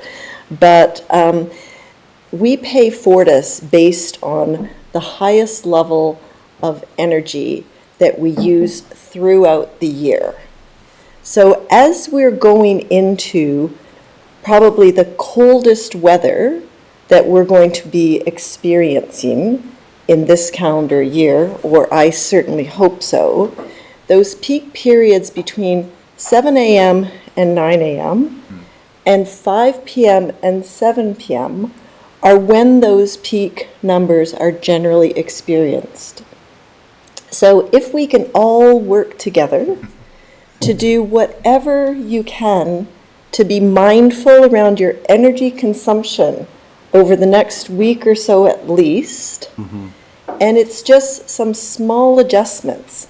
But if we can keep that peak from going right through the roof, it will save everyone money all year long. So as you get home from work on maybe Friday night when it's going to be super warm, try not to jack up the super warm. It's going to be super cold. I'm trying not to think about it. I'm sort of try not to jack up the heat, start the washing machine, put on the dishwasher as you make dinner. I'm gonna, I can set the electric vehicle in front of my house to not be charging then. I can run my dishwasher later. And, it's fun to have a candlelit dinner. It doesn't matter how old your kids are. Make it a game. You can gamify this whole experience. But those are big numbers, and every person with a Nelson Hydro account can have an impact this week. Just think about it. It's your choice. But it is an opportunity for all of us. Thank you, Councillor Payne. Okay, so conservation can save money, is what you're saying. Save money. Okay. Save money. We're talking about raising money for everything else. Here's a chance for us to help each other to save money. All right, so I'm going to, I just need to call the question to receive the reports. All in favor? Okay, that passes, thank you. On to the next, minutes. Was there anything, anybody wanted to pull out of the minutes from the Cultural Development Committee? Okay, seeing none, I need a mover and a seconder. Councillor Page, Councillor Tate. All in favor? Thank you very much. All right. Number 15, notice of motion.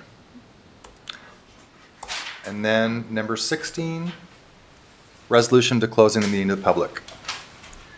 It is the opinion of the council that the public interest requires that persons other than members of council and staff and any approved audiences be excluded from this meeting.